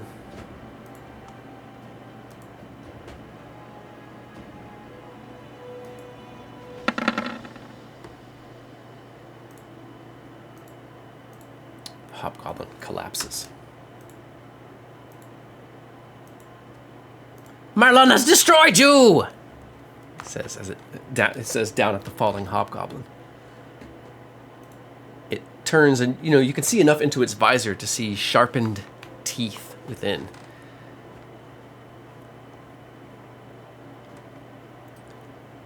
It the goblin, now addressing Lokag. You are strangers here. You come to kill these goblins. I will kill them with you. But do not get in my way. Merlin is a powerful wizard. All right, sounds good, buddy. Listen, we're going in there. You just go on in there and start tearing the place apart, okay? Dangerous magics within. Be ready. Merlin will protect you. Ah, Merlin is my friend. Yes, I knew it. And would you allow Lokag an object interaction? Sure. Okay, very quickly, he grabs the horn, the war horn of silver and brass, and blows it, and he wants to look at Merlin and see if Merlin can hear the horn blast. If that's too much, I'll do it on my turn. Yeah, let's wait till your turn. Okay, cool. I was like, that's a lot, so. Yeah. All right. Next in the order is Helena.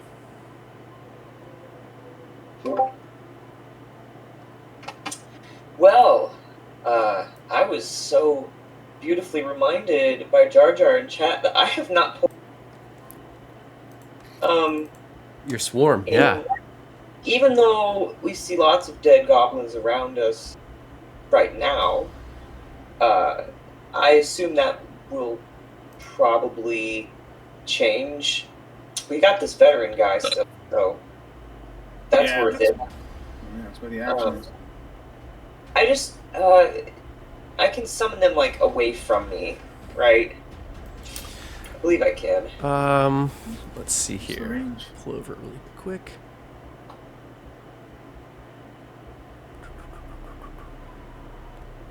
Cave's like 100 feet away right now. Can't. Within 30 feet, yeah. Okay. Can't actually find that on my sheet. Is it under spells? Features. It'll be a feature. Yeah. Okay, yeah. Mhm. Okay.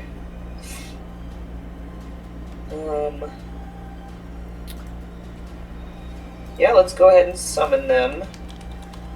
So, oh, there it is. Okay. So you go ahead and It ping. does take a spell slot. That's why I thought it was under spells. Yeah. Mm. It should say what kind of action that takes too. Regular. Okay, so it takes an action. Mhm. All right. So where do you want to summon your verminkin to? You can move first, and then you can summon them closer. Yeah. Definitely gonna do that. Gonna move as far as I can, so.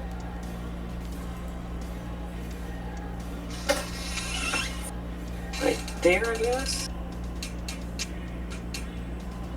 I technically can't see anything here, so bear with me. Okay. And then, yeah, 30 feet from there, I suppose. And then they can move. Right. Yeah. They'll go on your turn just like Bubby. Awesome, so. Well, that was Helena's movement in action. Mm-hmm. And if the vermin can successfully bite anyone, then Helena's bonus action will be septic strikes. Nice.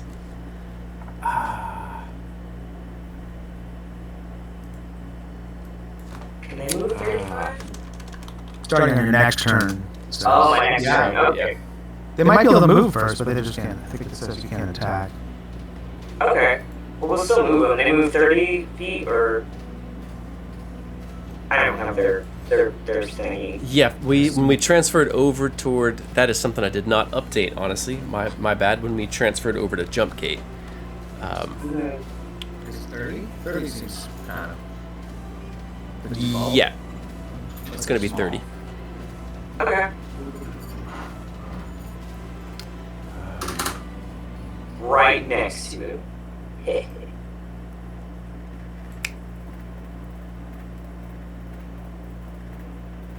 I suppose Bubby can move 30 as well. Mhm. I can look that up. Yeah, Bubby can move 30. Cool. Bubby's gonna move too. It's time. It's time, my love. She kisses Bubby on the head. And sends Bubby forward. Oh wait, no, Bubby moved with her already. Never mind. Bubby can't move. Yeah. My bad. Meanwhile, Gravelix is also sort of creeping along that northern wall, making his way closer to the entrance to the shrine.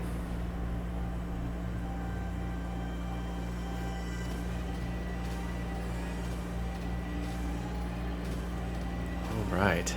So the next in the order then is X.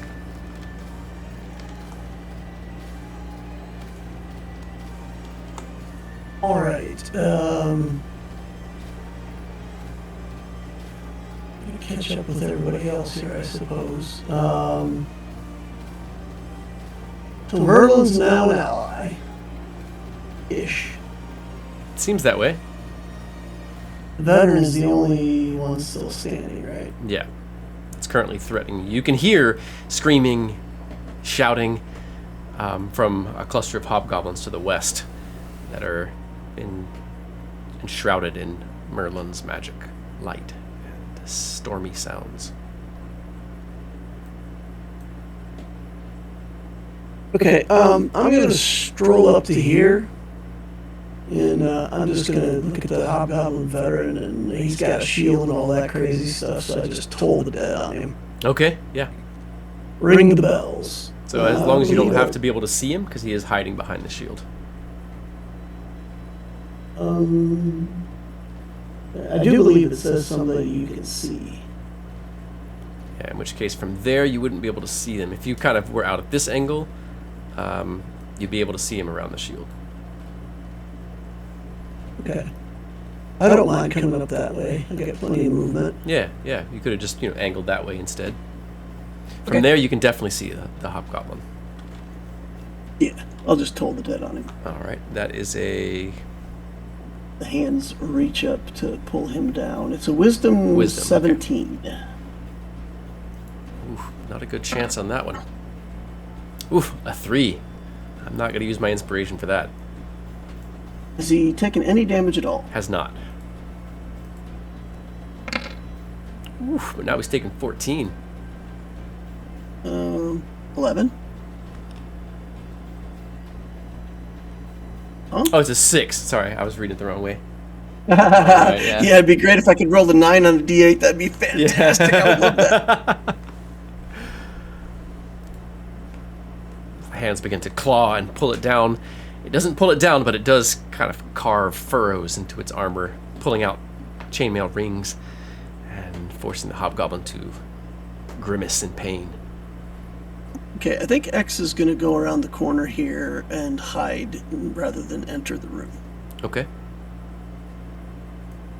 All right. Next in the order then is Clifford.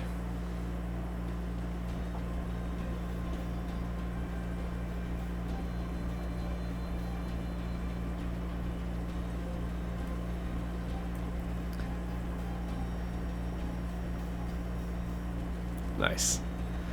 Let's see here.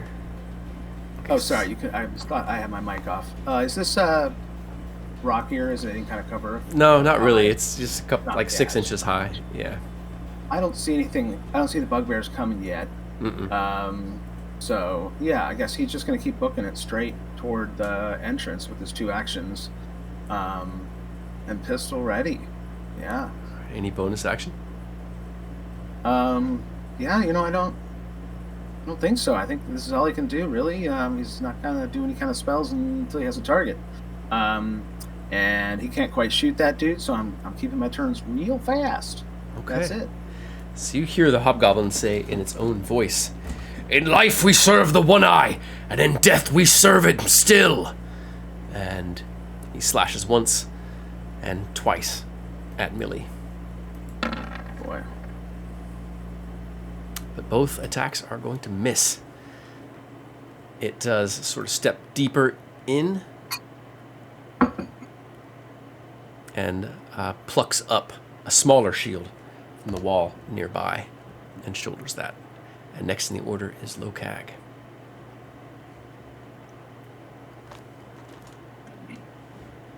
Let's see here, drop Okay. something in chat. And I can move through my ally's space, correct? Yes. Here. Up in. So I can get around. And I actually think I've got enough movement to flank. Sweet.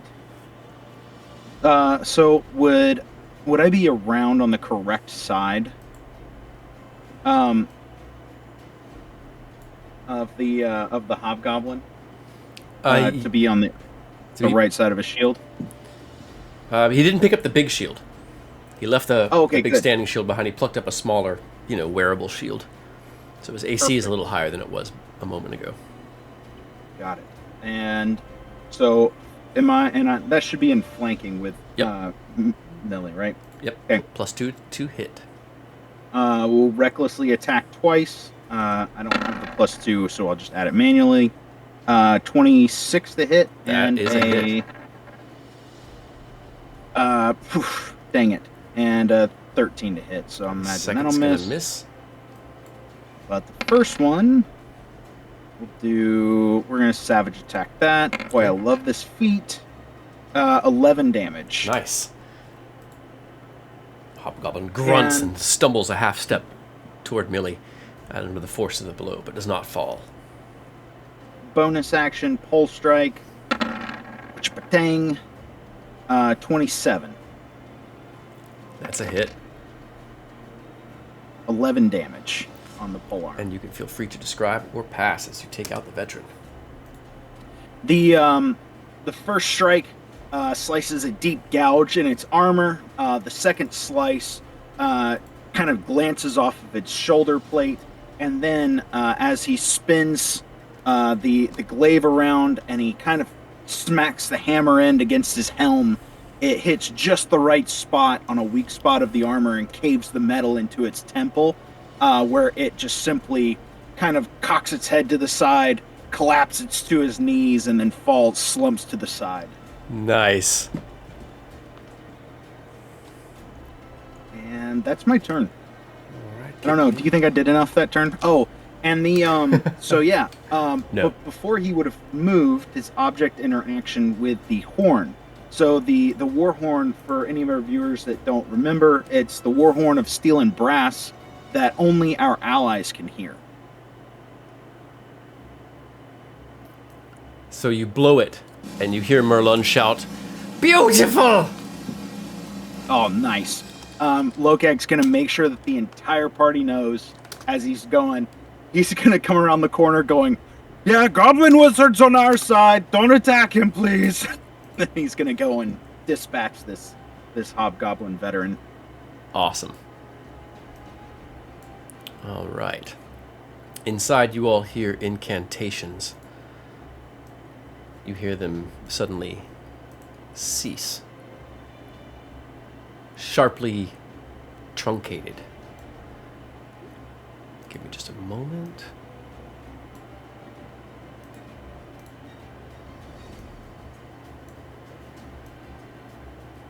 Ugly yellow light billows up inside the chamber.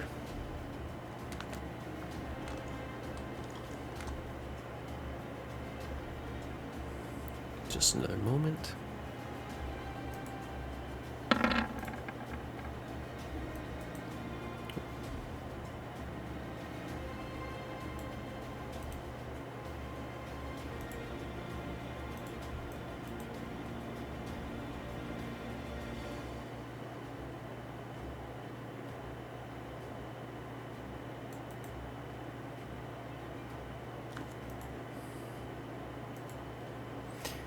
Next in the order is Millie.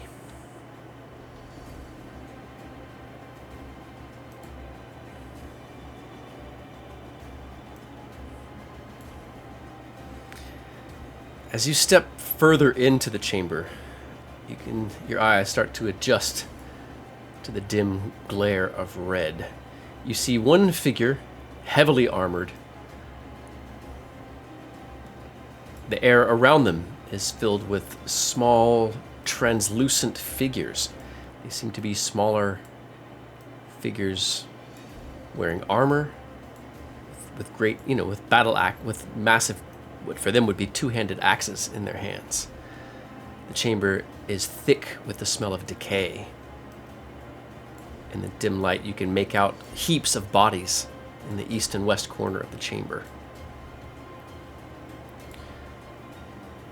And you recognize laying on and around the altar are several relics. Relics of Arabelle.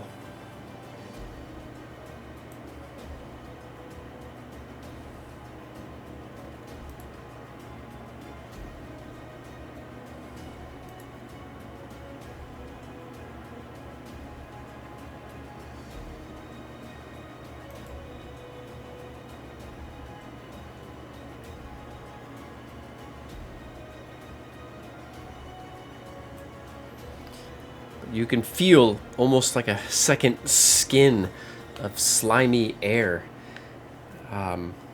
crowds over your skin as you step further into the chamber. You can feel a dark, a profane energy pushing back against you. You get the sense that this place is protected from good.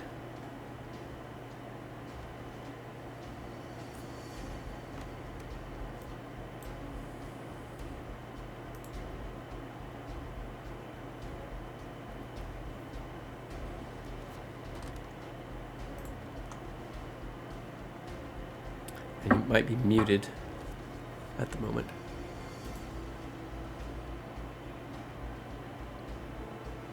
Move there.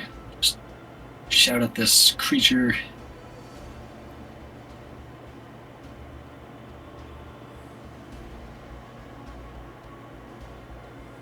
We outnumber you. Surrender. It says in roughly accented common, "This is a place of our power. You would do well to retreat now. The forces here arrayed against you are beyond your imagining."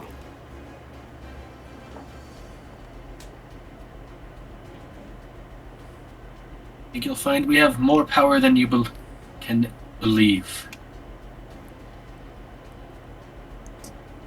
I'll take 2 shots at it with the crossbow. Nice.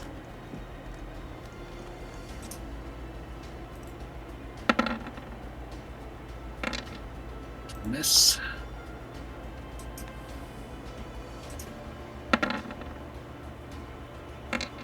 So I got my hit.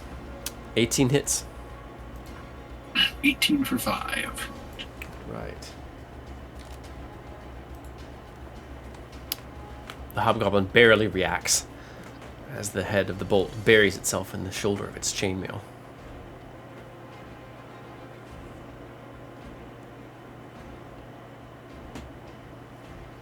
Any bonus actions? Nope, I don't have any bonus actions. All right.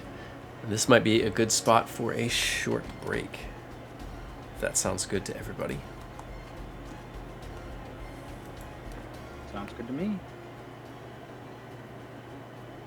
Yeah. Yeah. It's getting pretty intense, gang. But man, you all have seriously carved a way through this, and all those crits, like, oh my god. Just, That was crazy. yeah. Yeah. I think it's perfect for the scene. It's awesome. I know, DM, just a little question for our break. While we take one. Was there a nod to another one of your campaigns in this? Maybe not intentionally. What was it? Oh, okay. The In Death We Serve Them Still, I thought was a nod to our Thursday campaign. Yeah, I was like, it was. my gears started turning. I was like, wait. Yeah. I was like, I'm trying to connect because I know a lot of most of your worlds connect in some way. So I was like, They definitely do. I won't. But this was just a tip of the hat to the Landfall campaign that we played through All right. on stream last year. Very cool. Yeah. So heck yeah. Well, if you guys mind covering everything for me, I'm going to step away for just a moment, and I'll be back. But I'm having a great time. I hope you guys are too. I'll see y'all in a few.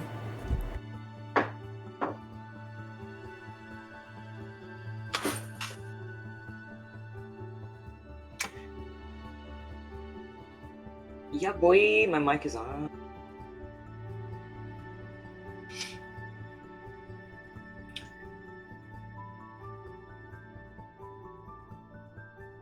I'm so glad I was reminded to summon Verminkin. I can't forgot. It's like one of the best things I can do. I fought for that. I crafted my character being able to do that.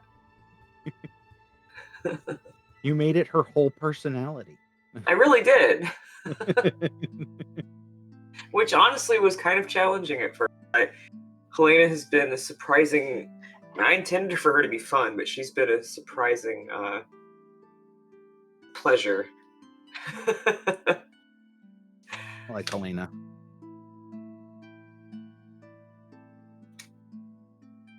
She's a lot more powerful than I'm used to being, like in a physical way, because I'm always a spellcaster. And I'm just like, I did how much damage? Whatever. I get to hit again? What? Extra What? attack is so awesome. Yeah. If people who have watched this for a while probably know that I like playing martial characters. So I'm like, I always love when that extra attack kicks in because it's just like you can do so much damage. You don't get to enjoy that on Thursdays, do you? No. Ryan? No, I've been playing a cleric for, gosh, have we been playing for 3 years? Yes, we have. That's a long time. It is. All right, I am back. Playing a cleric has almost ruined me for any other spellcasters because I'm so used to it. I know all the spells and everything that I want. All the cleric spells. Yep. Yeah, they get some really good abilities. I like the cleric spell like distribution. It's mostly support spells, but there are 1 or 2 really good damage spells in there that are just go-tos that you just cast over and over again. Yeah. Like the one this war priest has on right now. You could say is one of them. Yep. Indeed. Let's see here. Catch up on chat a little bit. So to answer your question, Jar Jar, about live streaming, I haven't offered to live stream my the private sessions. They're just something that are just for those players. And it's just something I haven't really wanted to ask of my, they're paying customers, so I don't want to. I want them to be able to relax and enjoy it and take the campaign exactly where they want to take it. And so I did. And if you're interested in joining a game from DM Feanor, you can find him on startplaying.com. Go check now. That's right. We actually do have a spare seat at the table that Jay Finke and Big Bri play with. It's an epic sort of campaign, or mythic, dealing with a lot of mythical elements, big picture stuff. They're at 16th level. If anybody's interested in that. I've also got a lower level campaign. They're about 6th level. They're about to finish up an old module that I'm running called Palace of the Silver Princess. It's probably 6 or 8 more sessions of that module, and then we'll transition over to another module. Got a couple of tables open. Also, a Tuesday night, 9:30 Central. We've got a party that's 9th level, coming up on 10th level, and it's a lot of wilderness exploration. They're trying to unravel the land. It's got all of these. Well, it's after the world's sort of waking back up, and civilization is sort of restarting after a war sort of blasted everything. And there's powerful Fey elements that are kind of manipulating and controlling things behind the scenes that the party is starting to figure out. They're going after a very powerful green hag soon. I do have some seats available. Let me go ahead and grab our Discord. Throw that up.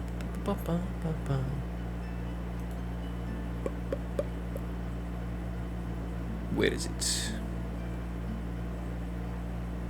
Aha.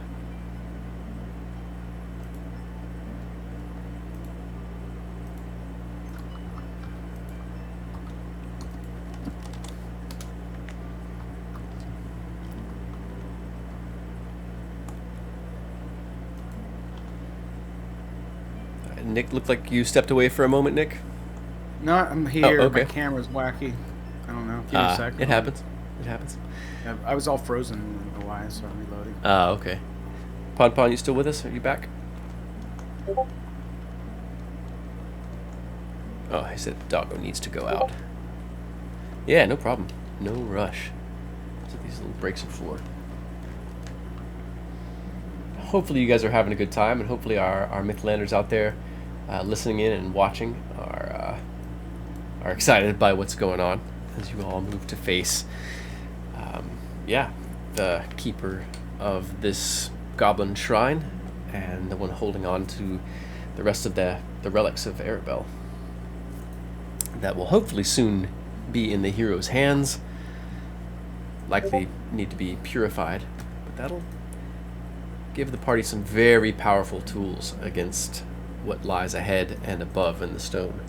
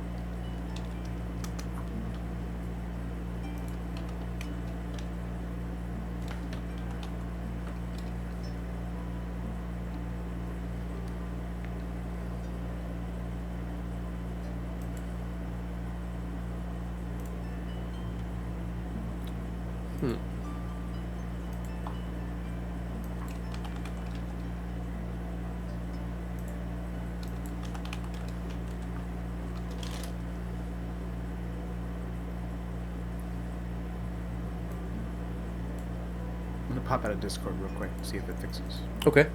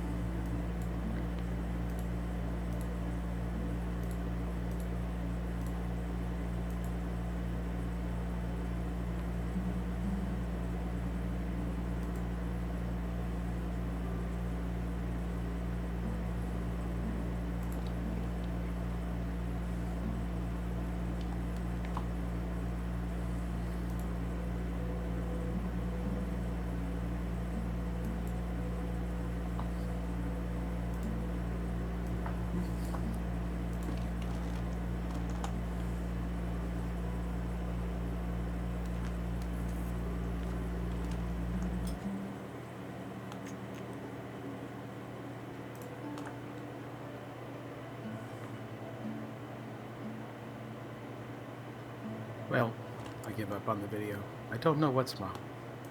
That's so strange. Yeah, it's like my camera's it's not able to find my camera. So I'll be all right. I'll just be very descriptive. Okay, yeah, I appreciate that. Sorry. It happens.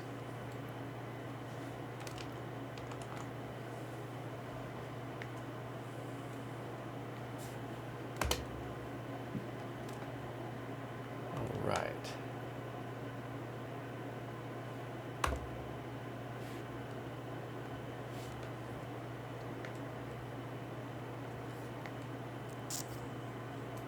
Checking something real quick.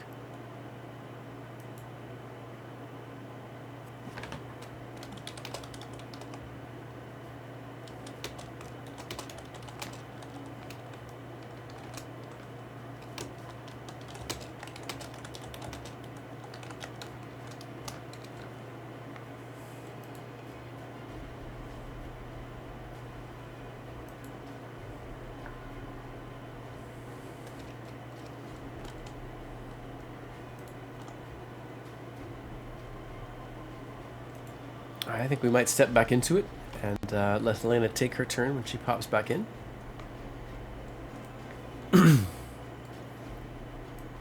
I just got back. Welcome back. Perfect timing. Sorry about that. Doggo Oh. took a while. That's okay. So Merlun steps in, rounds the corner, and moves, moves toward the enemy. That mechanized crossbow on his shoulder fires once and twice at the priest. But both of the bolts shatter on the... One of them shatters on the hobgoblin's shield. The other one makes it past, and the bolt lands right next to the one that Millie fired into his shoulder. Nice. But again, the hobgoblin barely reacts. He sort of winces just the slightest bit. And next in the order is Helena. Whenever you're feeling ready, we can also circle back around if you're still getting everything I'm back good. together. Okay. Yeah, I'm good. Let's start with the Vermington and have him bite this Muraloon. Merloon's our friend. Oh, is he? Yeah, he fired Sorry. up. Yeah, no worries. Things Yeah. changed last round. And then not bite him.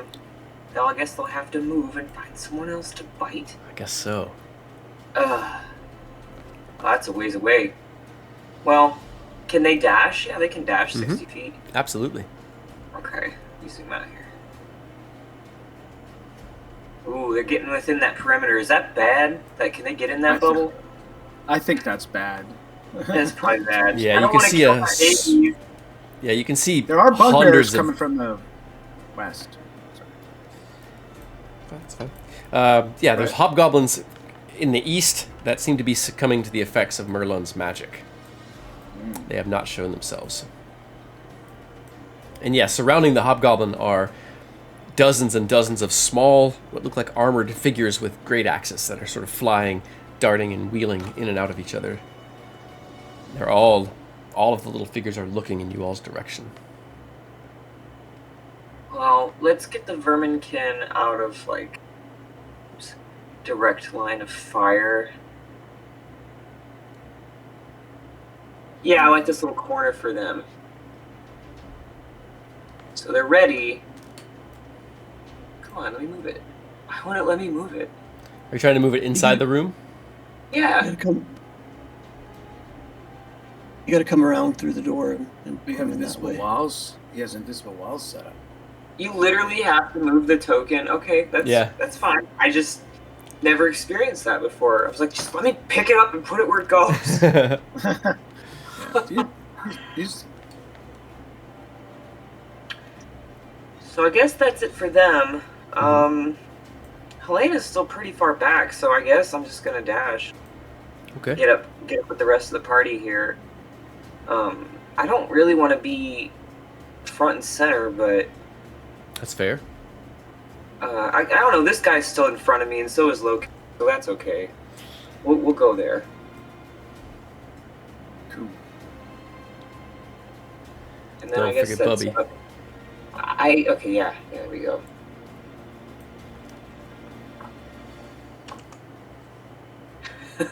All right. All right. Next, the priest. Goodness, why is it doing that? Okay. Priest. What in the heck?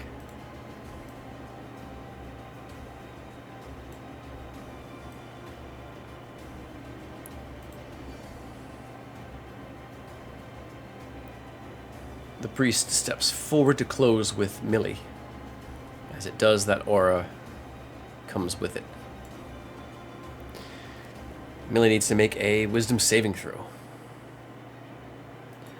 As the 2024 rules, Spirit Guardian's effects immediately and on their turn instead of yours. 21. Success. So you will take half damage and your speed will not be impacted. Wow, a total of 4 points of damage for Millie. A lot of stat blocks. Okay, give me just a moment.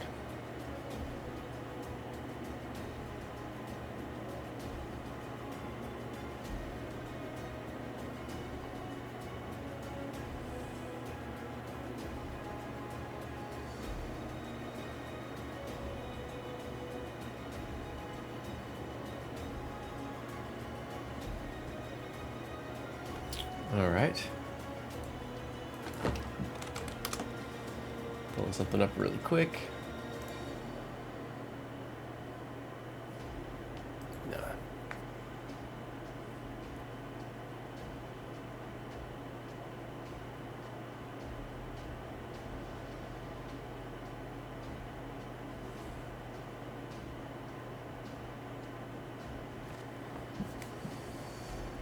It swings once a heavy mace at Millie.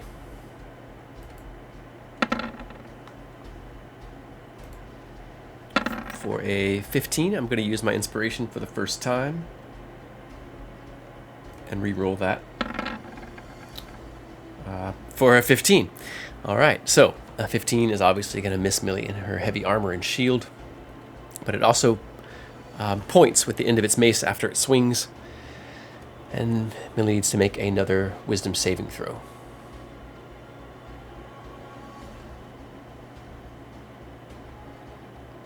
I'll use my inspiration there Okay. to reroll that wisdom save to get a Sorry. worse result. So. All right. Oh. So Millie is blinded and will take 7 points of necrotic damage in this case. Damn. Next in the order is X.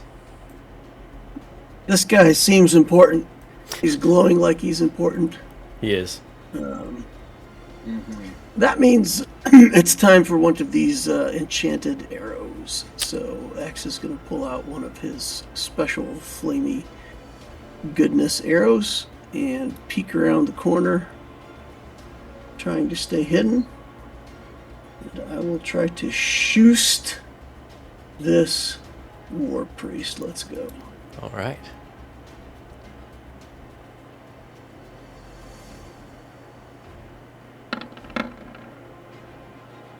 A 24 is going to hit. Nice. Well, Well, that's the normal damage, but then Right. whatever the arrow does on top. So it'll do another 2d8, and it may silence the figure. oh, cool.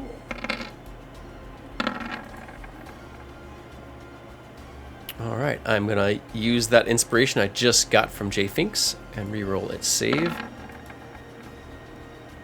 It is not silenced, but it is going to take that 14, 21 damage. Oh.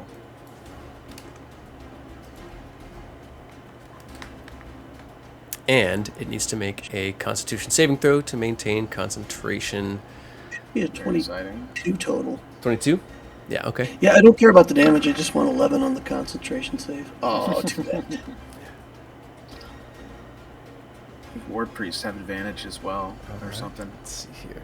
They used to. It maintains its concentration on Spirit Guardians. Oh. Okay, X will fade back around the corner, rehide, be done.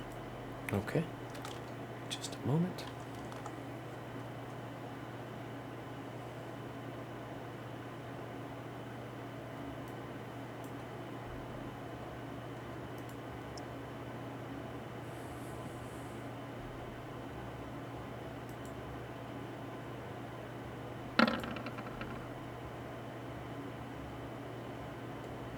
All right, a single roll as a hulking bugbear steps out and throws a javelin at Lokag.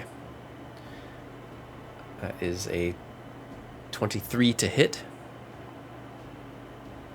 Definitely hits. Give me just another moment.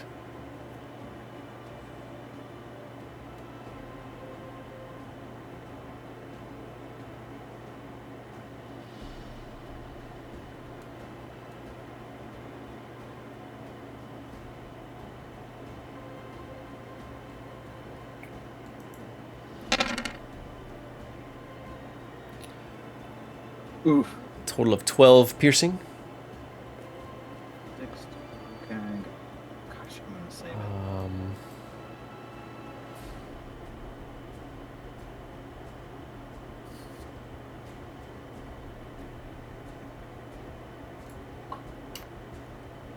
outside of range, so it throws another one. This one will be with disadvantage. It throws another javelin at Lokag. A 16 to hit. Oh, that hits. The bugbear disappears, slips back behind the altar, and vanishes from sight. Another 11 piercing before your rage math. Got it. And next in the order is Clifford.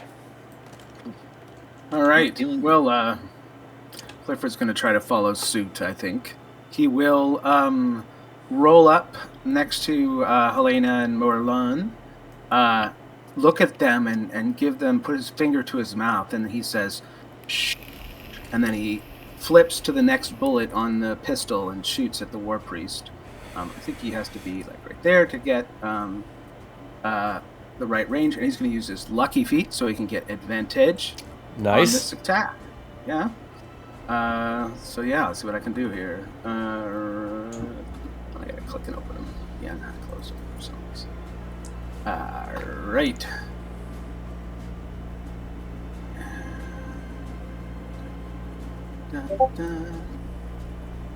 24 is definitely going to hit. Yeah. All right. With the plus, with the 11, and I have one more dreadful strike. I'm going to use my last one. And you had loaded that up with fiery damage, correct? Right, but just before I'm using my action or my manipulate action to change it to a silence, which is why I'm doing the quiet shh. Okay. So I use one of my silence bullets. Nice. Okay. Just to kind of follow suit. So I don't know if that D6 is going through. It doesn't seem to be. Let's see it just yet. 8 of the dreadful, so 19 total. And then I guess you save for the you said the silence bullets have a chance of silencing them. They do. So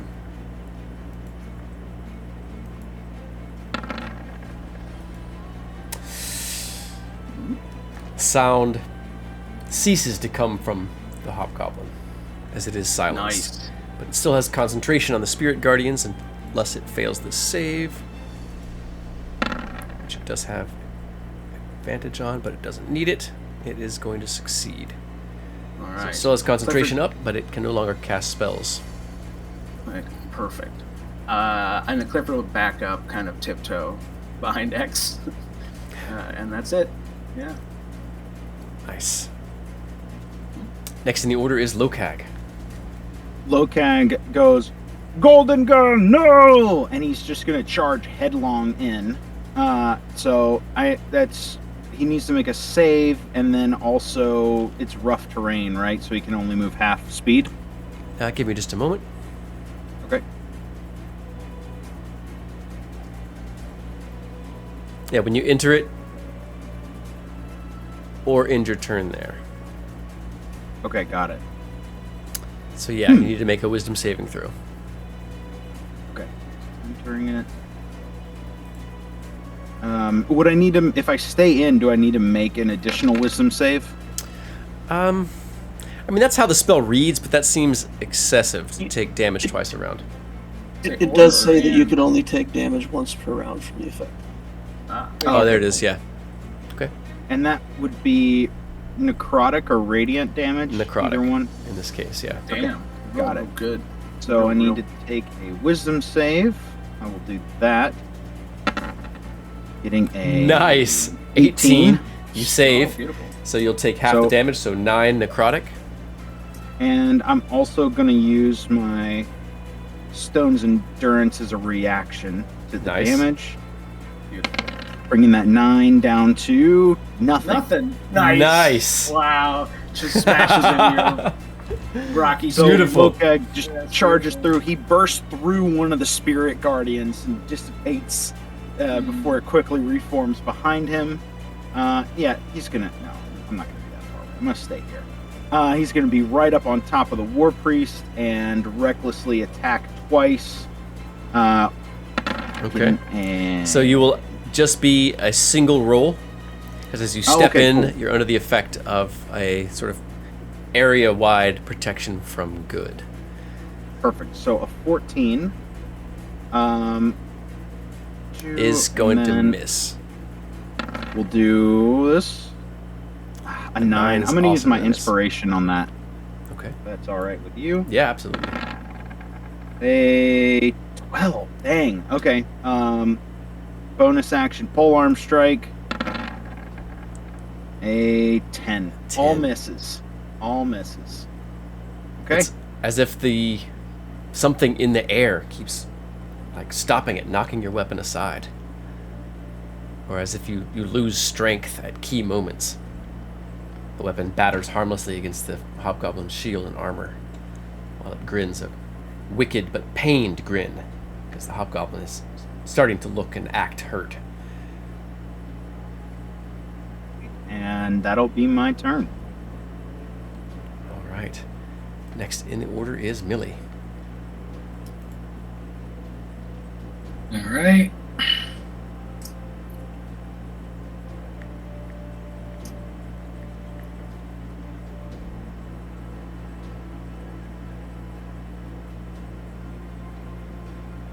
Millie is already blind, so the negative doesn't really matter.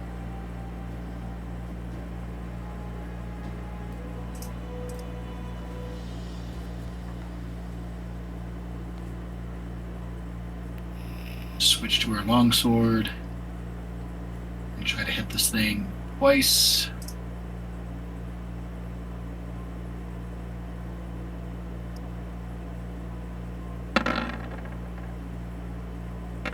Oof. A natural 1. Go ahead and roll the d6. I think you used your inspiration already. Yep. 3. Okay.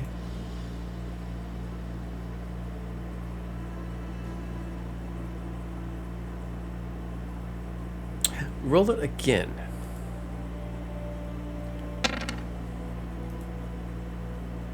Five.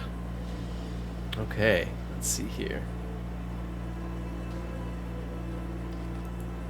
You're overextended and you lose your reactions until your next turn.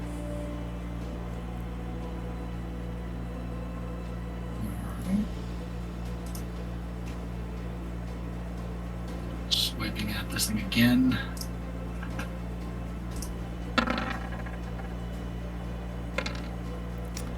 An 11.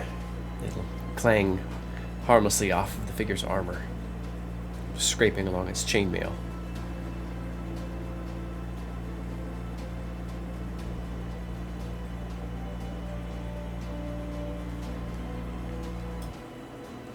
So if you stay in the area, you'll take damage. If you move, you'll get an attack of opportunity. Yep, I will stay. All right, make another wisdom saving throw.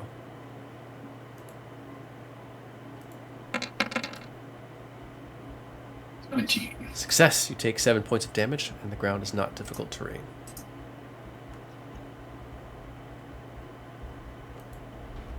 Next in the order is Merlin. Get him, Merlin.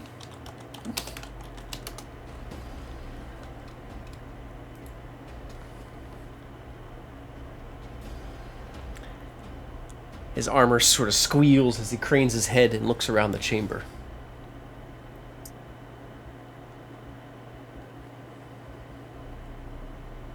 He begins to chant in his screeching voice. It rises and falls, almost scraping at your eardrums. And that oily film that you can almost feel on your skin fades.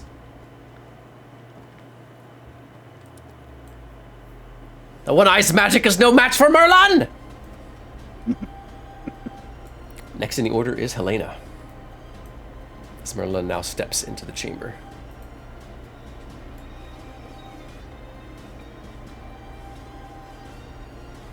Well,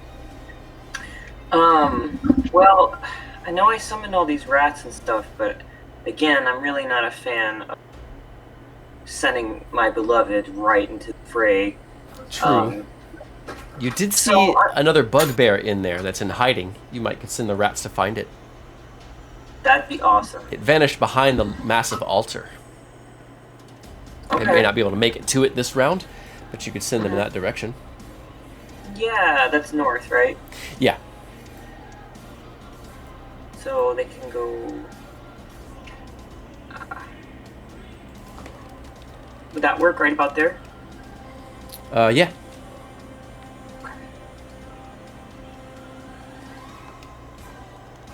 Oops. Ugh. These things don't move right for me. I don't know what I did wrong. If you could move that, I can't get it to move. Looks like you're there. You just can't see it, maybe, but it's.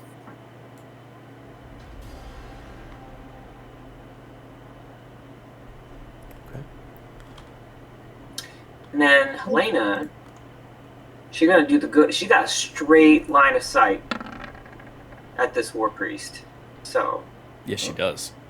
You know what she gonna do. I think I do. Yeah. She's gonna run in and stab it, right? No, she's gonna stand right there. She's gonna stand right there and pew pew. 26 is Nice. a hit. That was disadvantage. Technically, I didn't mean to leave it on disadvantage. Okay, well, we'll look at the roll on the left. 26 is going to hit. Wow. Okay.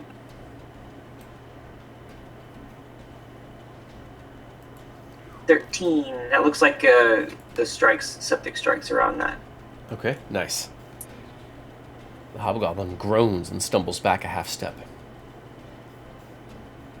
That was just the first pew. It blinks rapidly as the shafts of light sort of, probably making after images on its vision. The 19 is also going to hit. 6.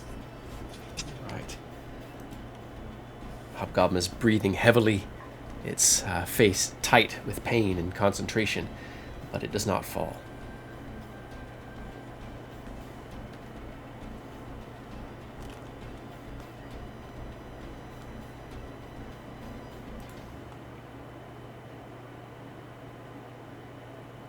Yeah, I guess that's all I think I kind of want to get out of line of sight. So I'm Fair. going to move me and Bubby just right over here.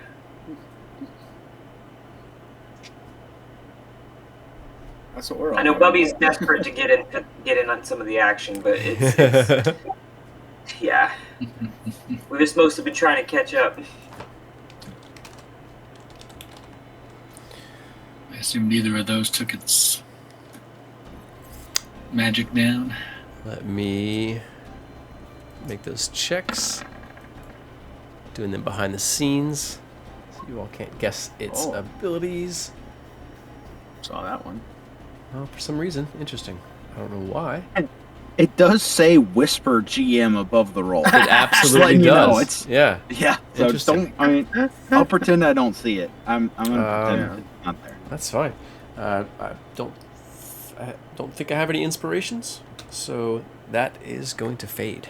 The spirit guardians, the small little armored figures that now that you're close enough, you can see sort of one gleaming yellow eye on each one of them, all vanish.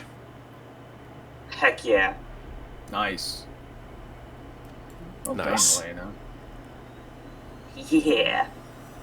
Right. Well, actually, hold on. It has a reaction. Oh boy. Checking those damages done to it. That second one, it can add +5 and keep its spirit guardians up. Oh, to the save. Nice. Yeah. Well, I'm gonna shoot it soon, so and X is gonna shoot it, so you're gonna run out of reactions soon. Yeah, right. It's Best you give up now before you got nothing. this thing is definitely not going to give up. As it, It'll be dead before it gives up. levels a strike of its heavy mace at Lokag, and then points the mace and summons a wave of necrotic fire that comes up from the floor around Millie, forcing her to make a wisdom saving throw. It's, He should get advantage on that attack. I recklessly attack. oh, right, okay. Thanks for being honest. Oh wow. Damn my honesty! Yeah. Damn your eyes. Wow. Damn your eyes, man. Honestly. Very low rolls for it, though. Some of that is necrotic. So yeah, that 7 is necrotic and the 9 is bludgeoning. Of course, you take 4 from the bludgeoning. And are you resistant to necrotic as well? No. Okay, so Not you'll take. not in the new rules. All right, so you'll take One a of the total few of things 11. they nerf. Oh. Interesting. All right, Lokag's a hurting. If anybody wanted to help, now would be the time. And Millie failed that save. Millie takes 10 damage, but cannot be blinded again. Oh no! So the start. So you for a moment you can see again, and then it strikes you with the unholy fire, and Millie is blinded again, taking 10 points of damage. Let's see. Hobgoblin stays where it is. Next in the order is X.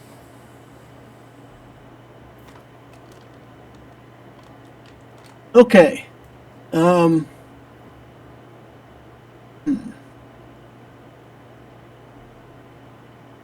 it looks injured, but not incapacitated here. Mm-hmm. I guess we'll just sneak around the corner and try to get a regular arrow in on it.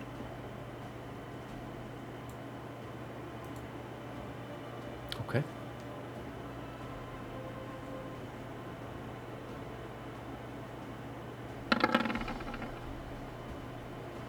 And 18 is a hit. And you can feel free to describe or pass as you take out the Wow. Hobgoblin Priest. Nice. I'm worried for Lokag. Lokag's looking a bit worse for the wear. Mm-hmm. And I'm not close enough to heal him, so the only way out is through, right? So X Mhm. just draws a bead and whispers a prayer under his breath. It's not Lokag's time yet. And sends the arrow straight into the war priest's chest. I'm fine. I'm fine.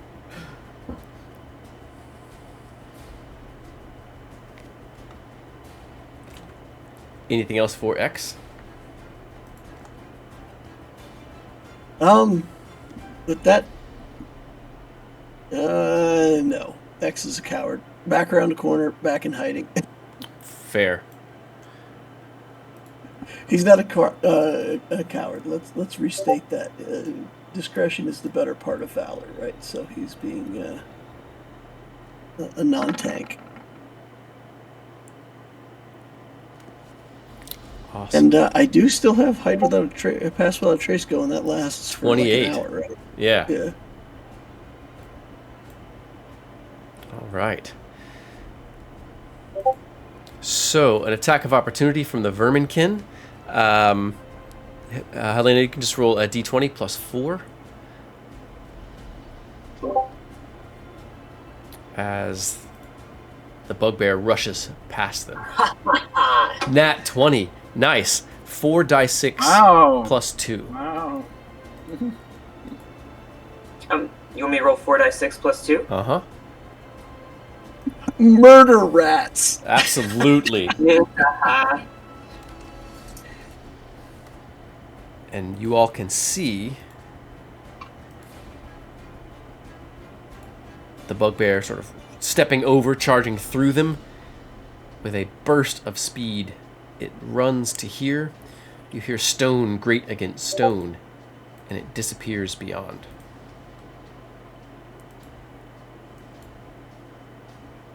Thanks to the rats, it left a blood trail. Let's go. Yes, it did. Yes, it did. But the bugbear is fleeing the area. Yeah, that's right. Next in the order is Clifford. There's no enemies about that you can see. The screams of hobgoblins seem to be dying off. You can hear the heavily armored hobgoblins drop to the ground as they succumb to whatever power it was that Merlin cast over them. Yeah, Clifford rolls on through. He can get right up next to Millie and Lokag. He just looks at him a little bit disappointed that they didn't wait. You know, clearly y'all got started way ahead of me. You know, I'm an old man. It's hard for me to keep up here, but I did pull this off Somebody for was you. busy looting all of Yeah, the well, dead. and speaking of loot, here you go, and I hand Lokag a potion of healing that I picked up. And he'll continue north. I think he's still got a dash. He's just handing him something, and he'll keep going up to where the verminkin are, I guess.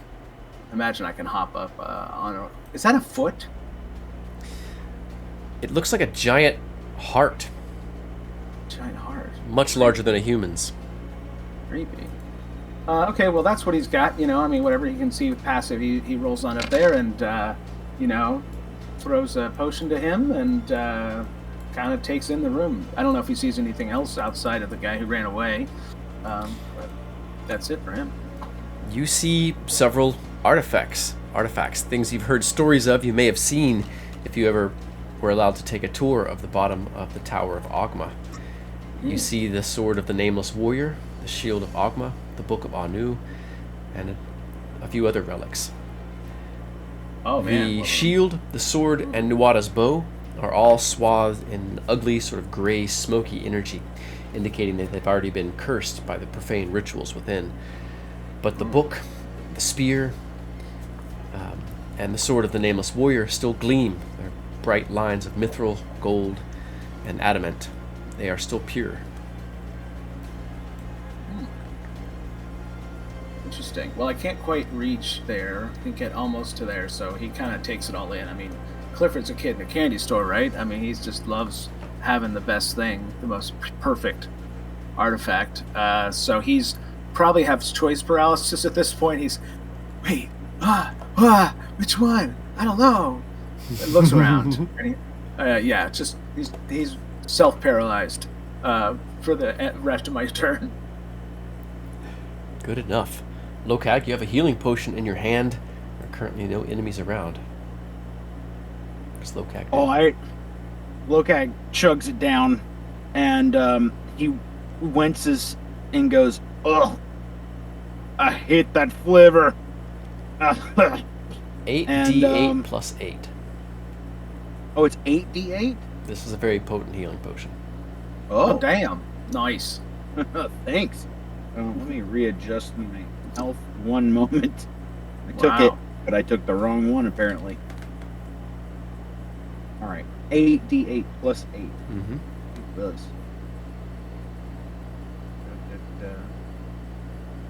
I'll get that rolled.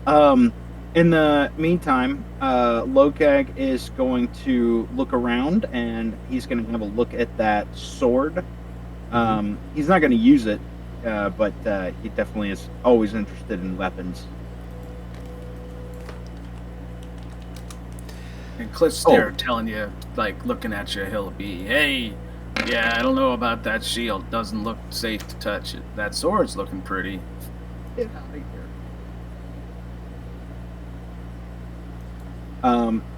Because it's a more potent healing potion, and restores Lokag to just immense health.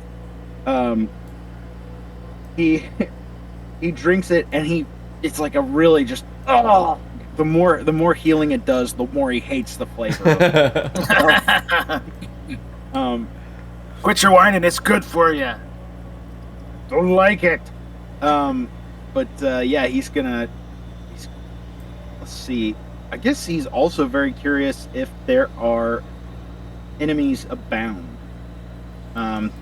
Anybody hiding? Nothing moves except for you and your allies. Okay, cool. And yeah, he's just taking a look at the shield and the sword and all that stuff. Okay. So the massive sword is too big for anyone you know to wield. I mean, it would be... You could probably wield it, but you'd be at some sort of disadvantage. But it doesn't look serviceable. It looks like it's rusted. Looks like things have chewed away on it. The blackened sort of char on the altar. You suspect, with your knowledge of the arcane, that they're somehow like conduits or batteries for the evil magics that were being conducted here. I wonder, does Lokag think he could wield it if you used his large form? Yes. noted for later. And yeah, so I think he's gonna hold off on doing anything right now.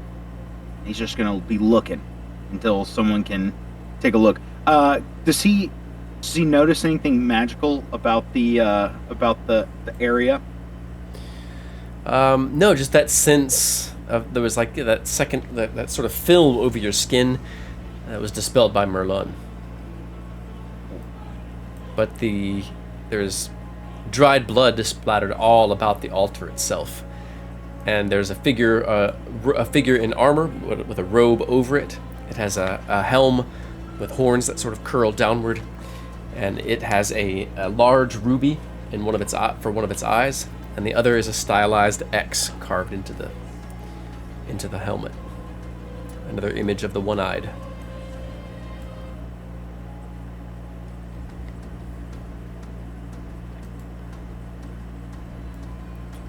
What does Millie do? You can suddenly see again as the hobgoblin falls.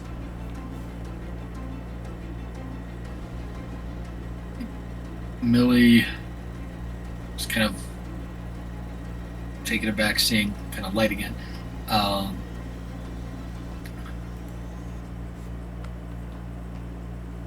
As she sees Cliff just kind of eyeing all these artifacts. We should get these back to the flame. Safely. I don't think it's safe to touch some of them.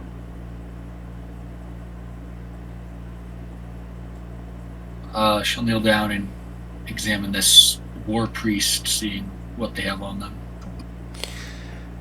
It is a mace of black iron. That's tumbled from the figure's outstretched hands.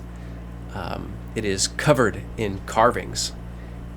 You can recognize some like glyphs and runes of power, though the language itself is different, and it has a sort of poisonous air about it. It's likely an enchanted item. There are pouches around its waist of spell components.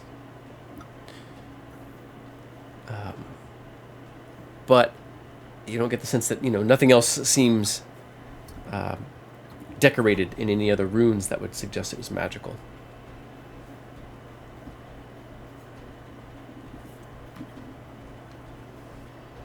But it does have a heavy coin purse at its belt.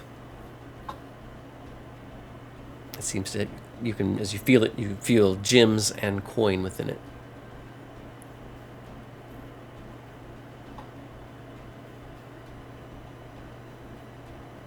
That's pretty much the only thing she'll take off of the creature, and just kind of look at it and just consider it as reimbursement of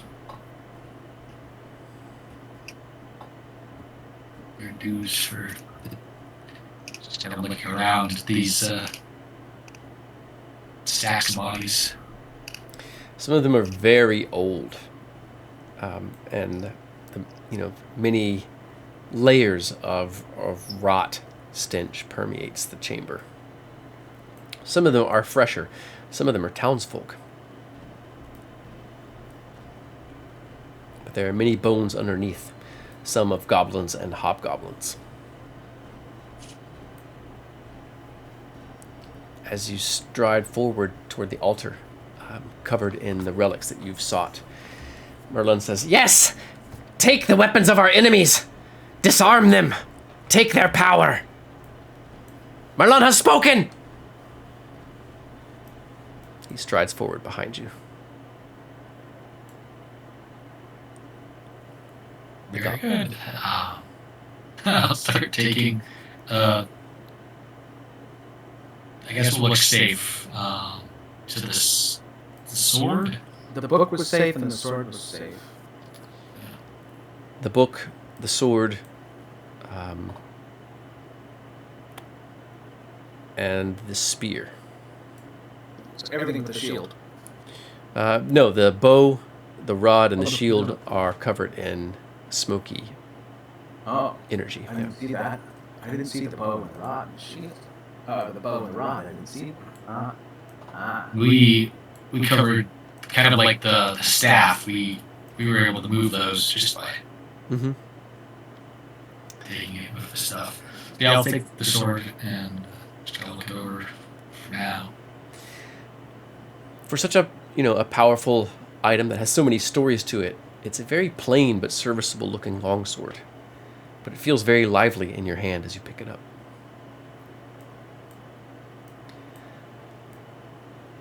As Merlin crowds behind, and X and Helena still outside the chamber, you all can hear the storming and sort of screeching sounds coming from Merlin's magic as it drops the rest of the hobgoblins in that area. And I think this is a good spot to pause for the session. Come back to it next week. Cool. But just briefly, curious if Helena has any reaction to, sort of finishing off the enemies. Merlin's screeching. Yeah, I think that she kind of has like a maniacal laughter, which I would do, but I'm afraid I'll start coughing. Fair. And she, races into the room with Bubby and maybe like her swarm of rats coming up behind her, being like, "We are on the rise, friends. Take a Nice. look at me." Awesome. What about X?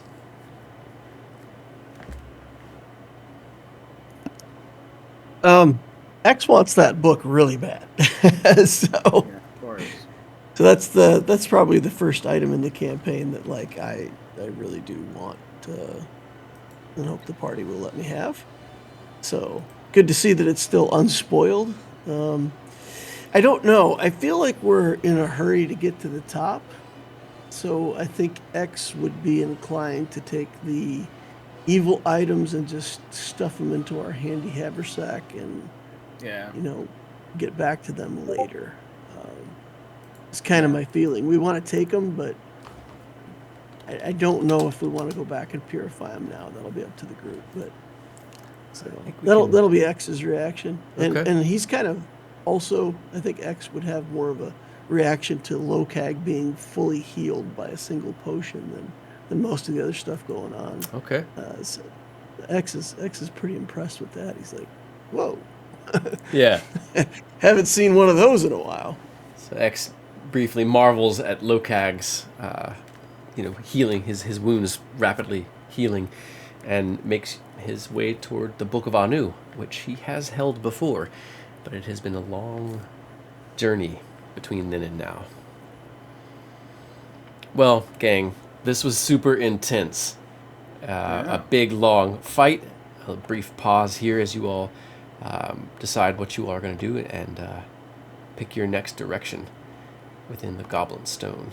But it's been a pleasure to run this, and I'm super excited to see what you all are going to do with these relics, and because there's some pretty potent little items there that you all should be able to look over. I think there are descriptions in the journal.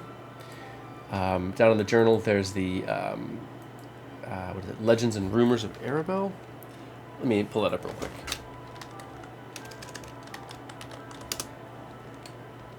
Rumors, And I stories, imagine- and rumors of Arabelle. They're listed in there, and so you can kind of scroll down and see what some of those can do. And yeah, what were you gonna say, Nick? We're not far back from the temple, so we probably can race back there and We can, clean things up if we don't chase the guy down the back wherever they went. for sure. Um, I think we can discuss that more in Exciting. depth at the beginning of next session. yeah, or online or whatever. Yeah, Very or cool. online. Yeah, totally. Yeah. Well, Cool. you all, thanks for an awesome session. And our viewers out there, thanks for being here. Thanks for supporting us. Take care of yourself. Drink some water. Get some rest. It's tough out there. But go out there and play your story. And we'll see y'all next week. Good night, everybody. Night, everybody. Bye. Bye. Say goodnight, Midlanders. Night. Good night. Bye.